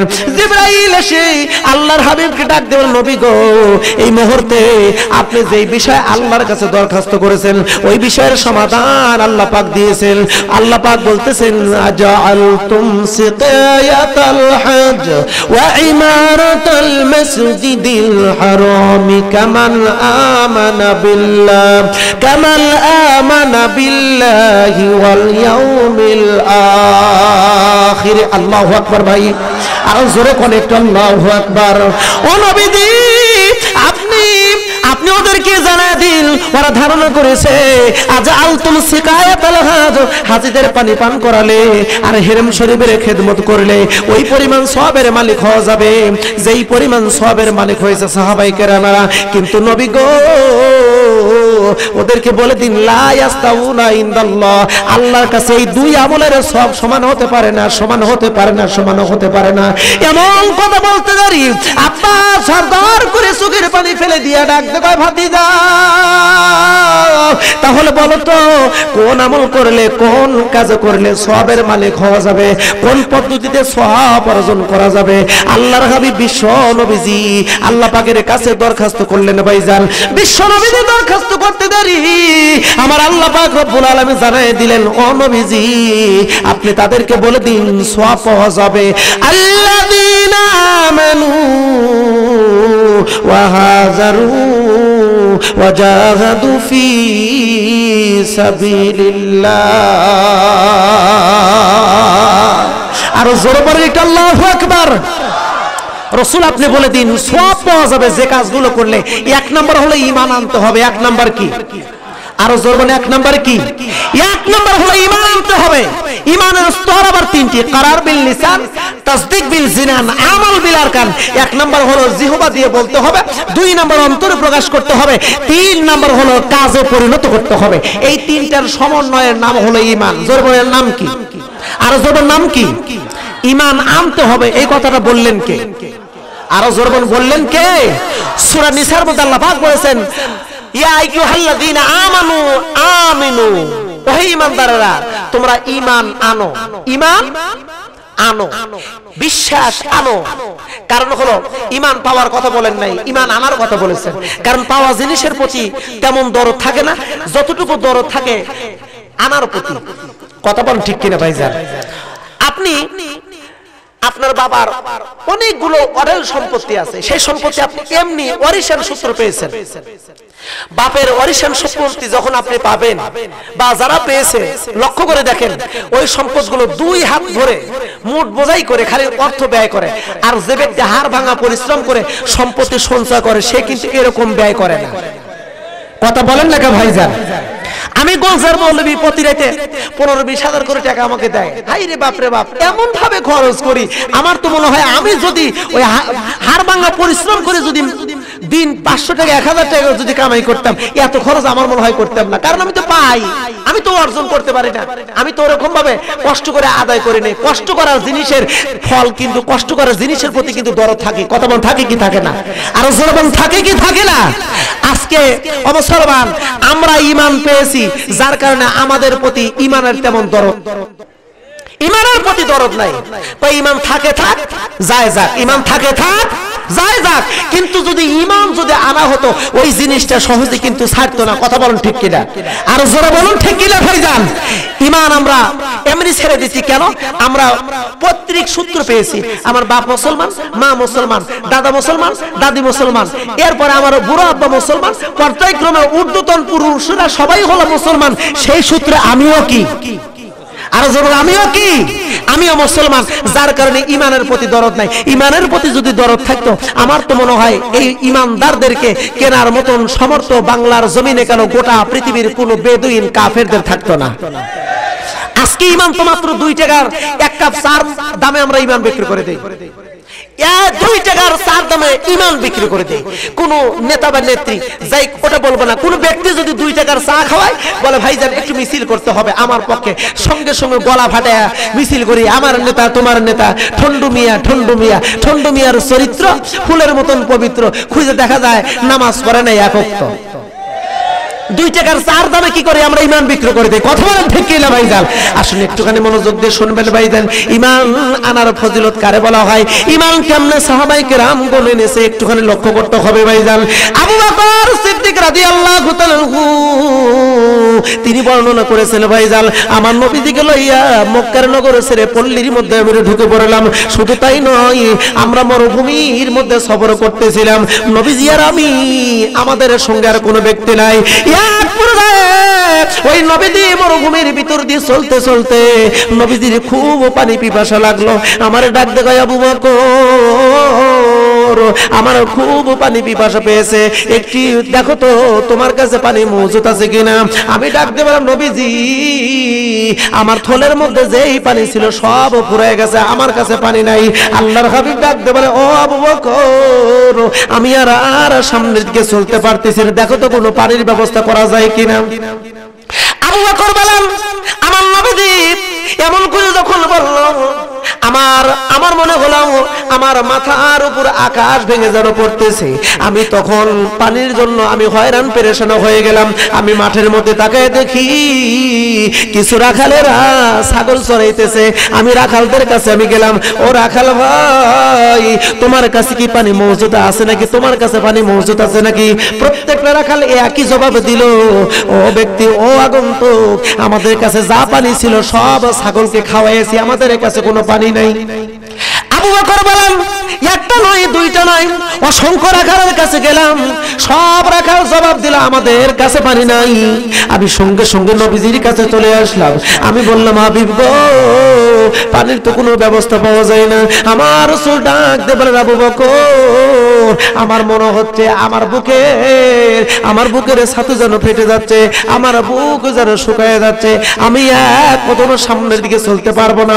কারণ পানির পিপাসা লাগলে কষ্ট হয় নাকি ভালো লাগে? আমার নবীজি খুব কষ্ট পাইতেছেন।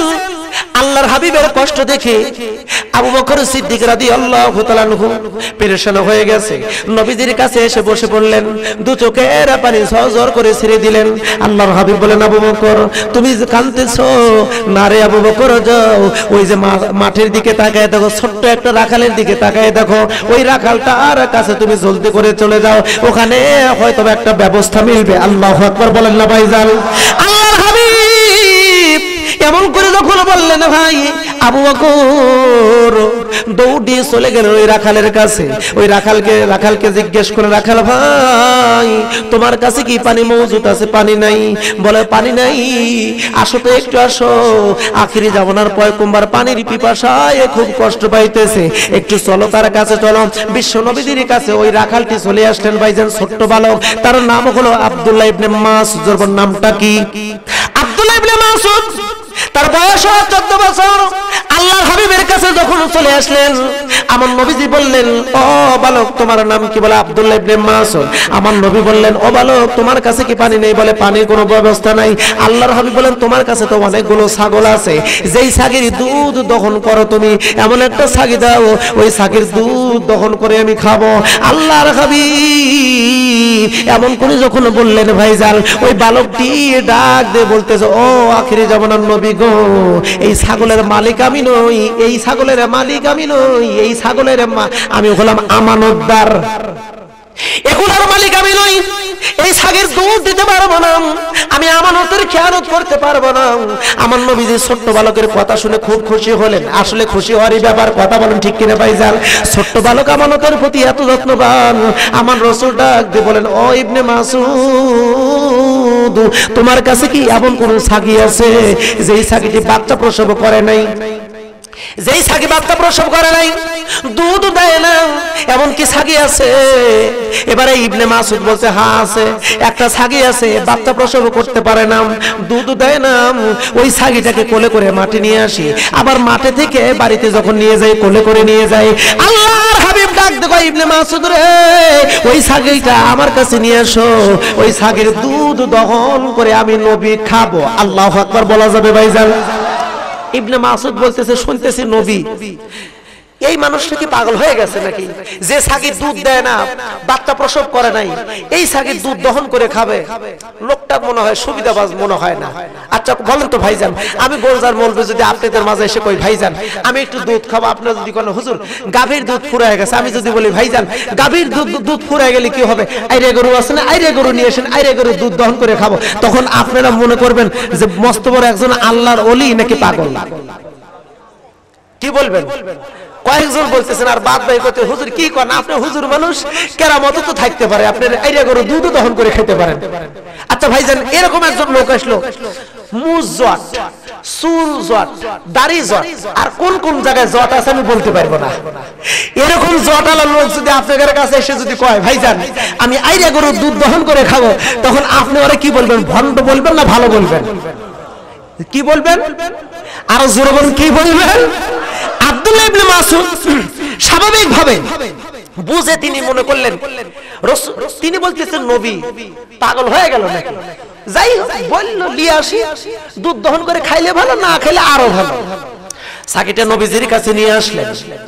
আল্লাহর হাবিব ডাক দেয় ইবনে মাসউদ রে, যাও যাও জলদি করে যাও, তুমি বালতি নিয়ে আসো। বলে দুধ তো হবেই না, তার আবার কিসের বালতি? দুধ তো হবেই না, তার আবার কিসের বালতি?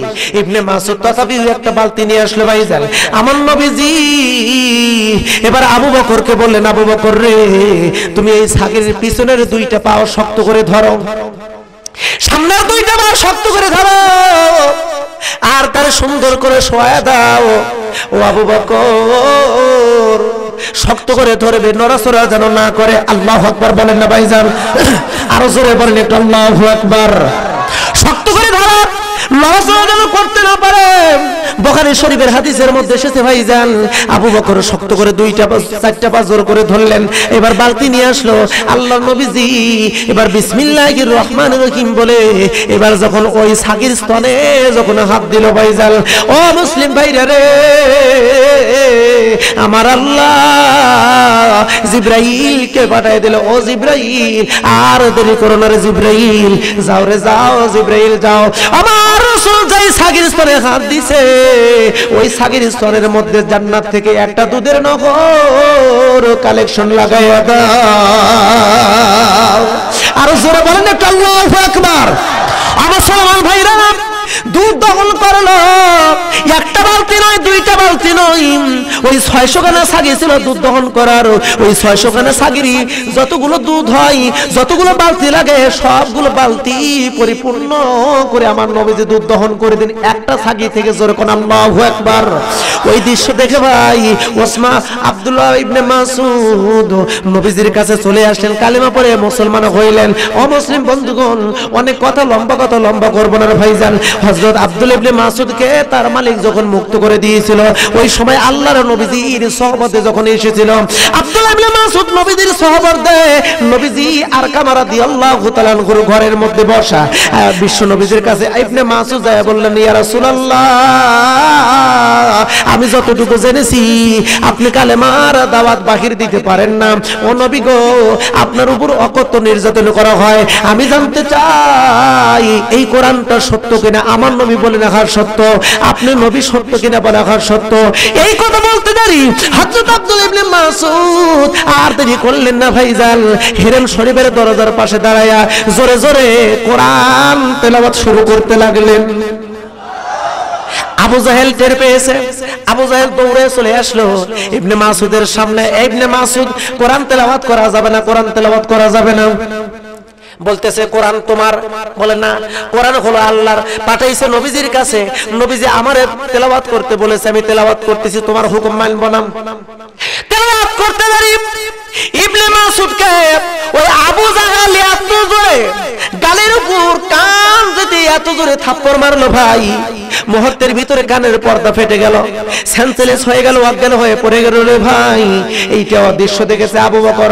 খবর পেয়ে আবু বকর জলদি করে ছুটে এসে ইবনে মাসউদকে নিয়ে গেলেন নবীজির কাছে। আরকাম রাদিয়াল্লাহু তাআলা আনহুর ঘরের মধ্যে আমার নবীজির সামনে ইবনে মাসউদকে যখন শোয়ে দেওয়া হয়েছিল, কিছুক্ষণ পর জ্ঞান ফিরেছে। বিশ্ব নবীজির চোখে পানি, ইবনে মাসউদের চোখে পানি। আমার নবীজি কান্দে, ইবনে মাসউদ কান্দে, আমার নবীজিও কান্দে, ইবনে মাসউদ কান্দে। ইবনে মাসউদ ডাকতে বলে, নবী গো, আমরা আর কতকাল মার খাইব, আর কতকাল মার খাইব। আমার বিশ্ব নবীজি আল্লাহর কাছে দরখাস্ত করলেন, দুহাত তুলে তিনি জোরে জোরে চিৎকার পাড়তেছেন। বুখারী শরীফের বর্ণনা ভাইজান, আল্লাহর হাবিব জোরে জোরে চিৎকার দেয়, আর আমার আল্লাহ জিবরাইলকে পাঠিয়ে দিলেন। জিবরাইল বিশ্ব নবীজির পাশে চলে আসলো। নবীজি কান্দে কান্দে আল্লাহর কাছে দরখাস্ত দেয়, আর জিবরাইল খুলখুল করে হাসে আর নবীজির সঙ্গে কথা বলে। আল্লাহু আকবার বলেন না ভাই। জিবরাইল হাসতেছে, নবীজি কান্দে।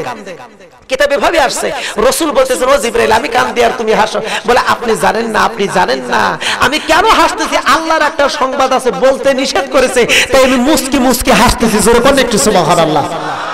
রাসূল এইটা কিভাবে বলে, এইটা পরে বুঝতে পারবেন। অনেক কথা, সর্বোপরি বিষয়, আল্লাহর হাবিব যখন বদরের যুদ্ধে যখন গেলেন, বদরের যুদ্ধ যখন উপনীত হলো, সংগঠিত হলো, এই বদরের যুদ্ধে আব্দুর রহমান ইবনে আউফ রাদিয়াল্লাহু তাআলা বর্ণনা করেন, আমি বদরের যুদ্ধে এমন টাইমে দুইজন ছোট্ট যুবক আসলো আমার কাছে, একজন মাজ আর একজনের নাম হলো মুআব্বাস।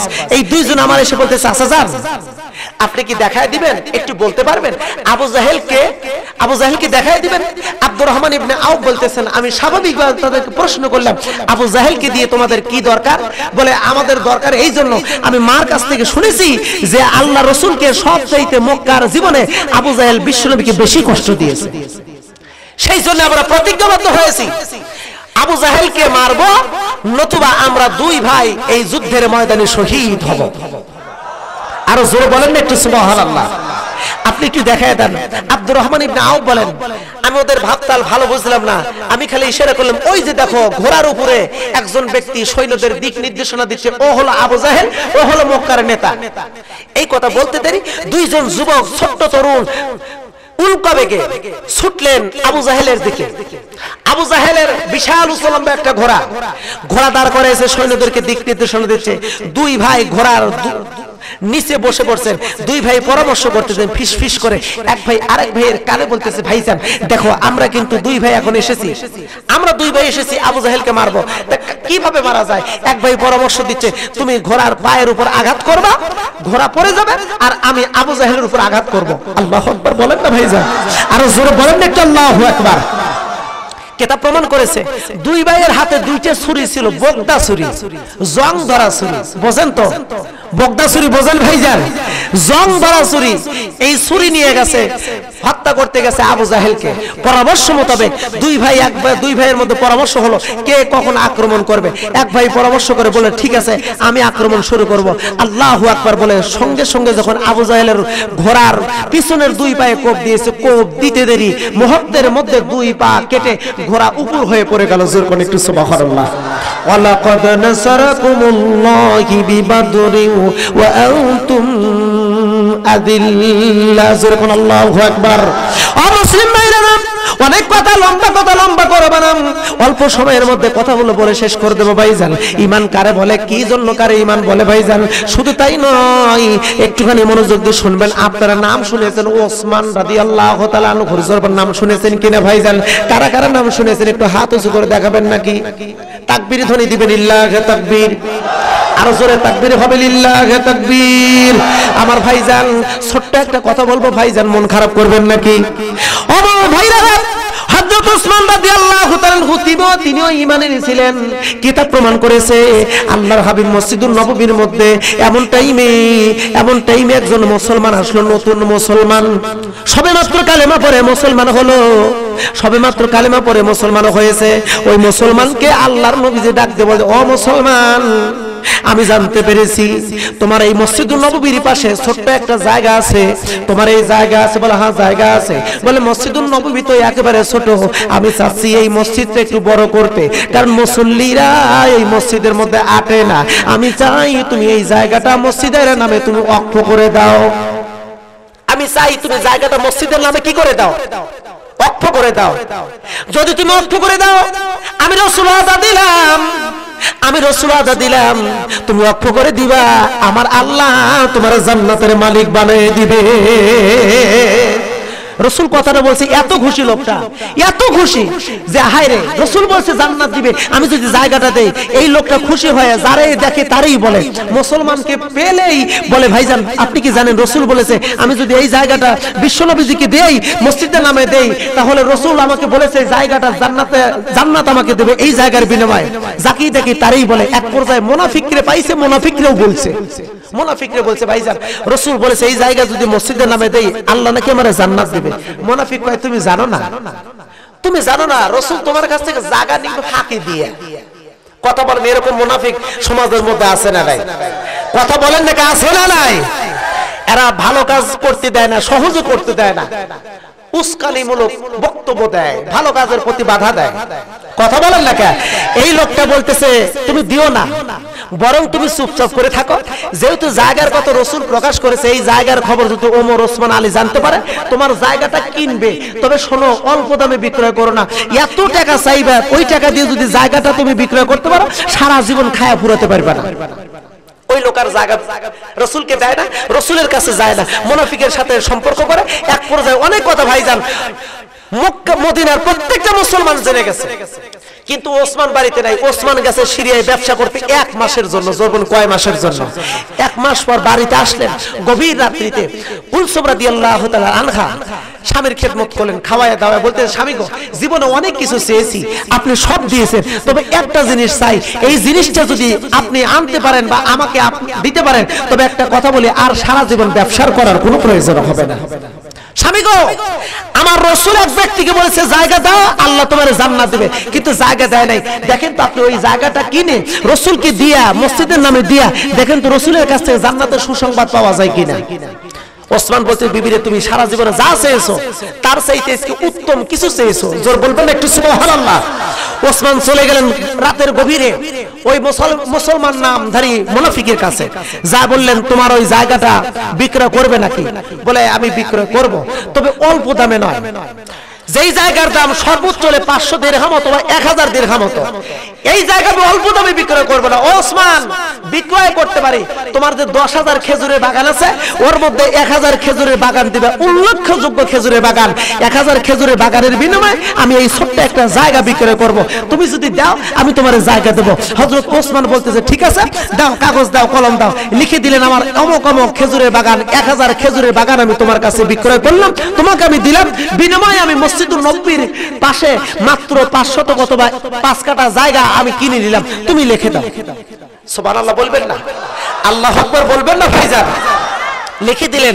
লেখার পরে ওই মুনাফিক মার্কা মুসলমান খুলখুল করে হাসে আর কয় ওসমান আমি মনে করেছিলাম তুমি মনে হয় সম্পদের প্রতি তোমার দয়া আছে, তুমি জ্ঞানী ব্যক্তি, কিন্তু আজকে দেখলাম তুমি সব চাইতে মূর্খ, তুমি এত বড় ঠকা ঠকলা।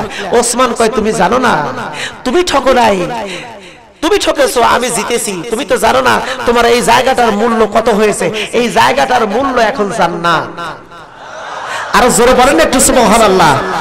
এ মুনাফিক তুমি 1000 কেন 10,000 খেজুরের বাগানের বিনিময় হলেও, আমার স্থাবর অস্থাবর যত সম্পত্তি আছে সবকিছুর বিনিময় হলেও, তারপর আমি ওসমানকে যদি তোমার সারা জীবনের গোলাম যদি বানায় রাখতা আর তার বিনিময়ে যদি এই জায়গা যদি বিক্রয় করতা আমি তাও কিনতাম, কারণ এই জায়গাটা আমি যদি রসুলকে দেই আমার দৃঢ় বিশ্বাস আমি ওসমানের আর কোনো কষ্ট নেই আর দুঃখ নাই, আমি বিলি হিসেবে আল্লাহর জান্নাতের মেহমান হয়ে যাব। পর্যায়ে ওসমান কিনলেন, অনেক কথা লম্বা কথা। শেষ পর্যন্ত রাত্রিতে বাড়িতে চলে আসলেন। বাড়িতে আসার পর রাত আর শেষ হয় না, ফজরের নামাজে নবীজির সঙ্গে জামাতে নামাজ আদায় করার পরে নবীজির পাশে বসেছেন। নবীজি ডাক দেখো ওসমান তোমার 1 মাসের সফর সিরিয়ার ব্যবসা তোমার কেমন হলো?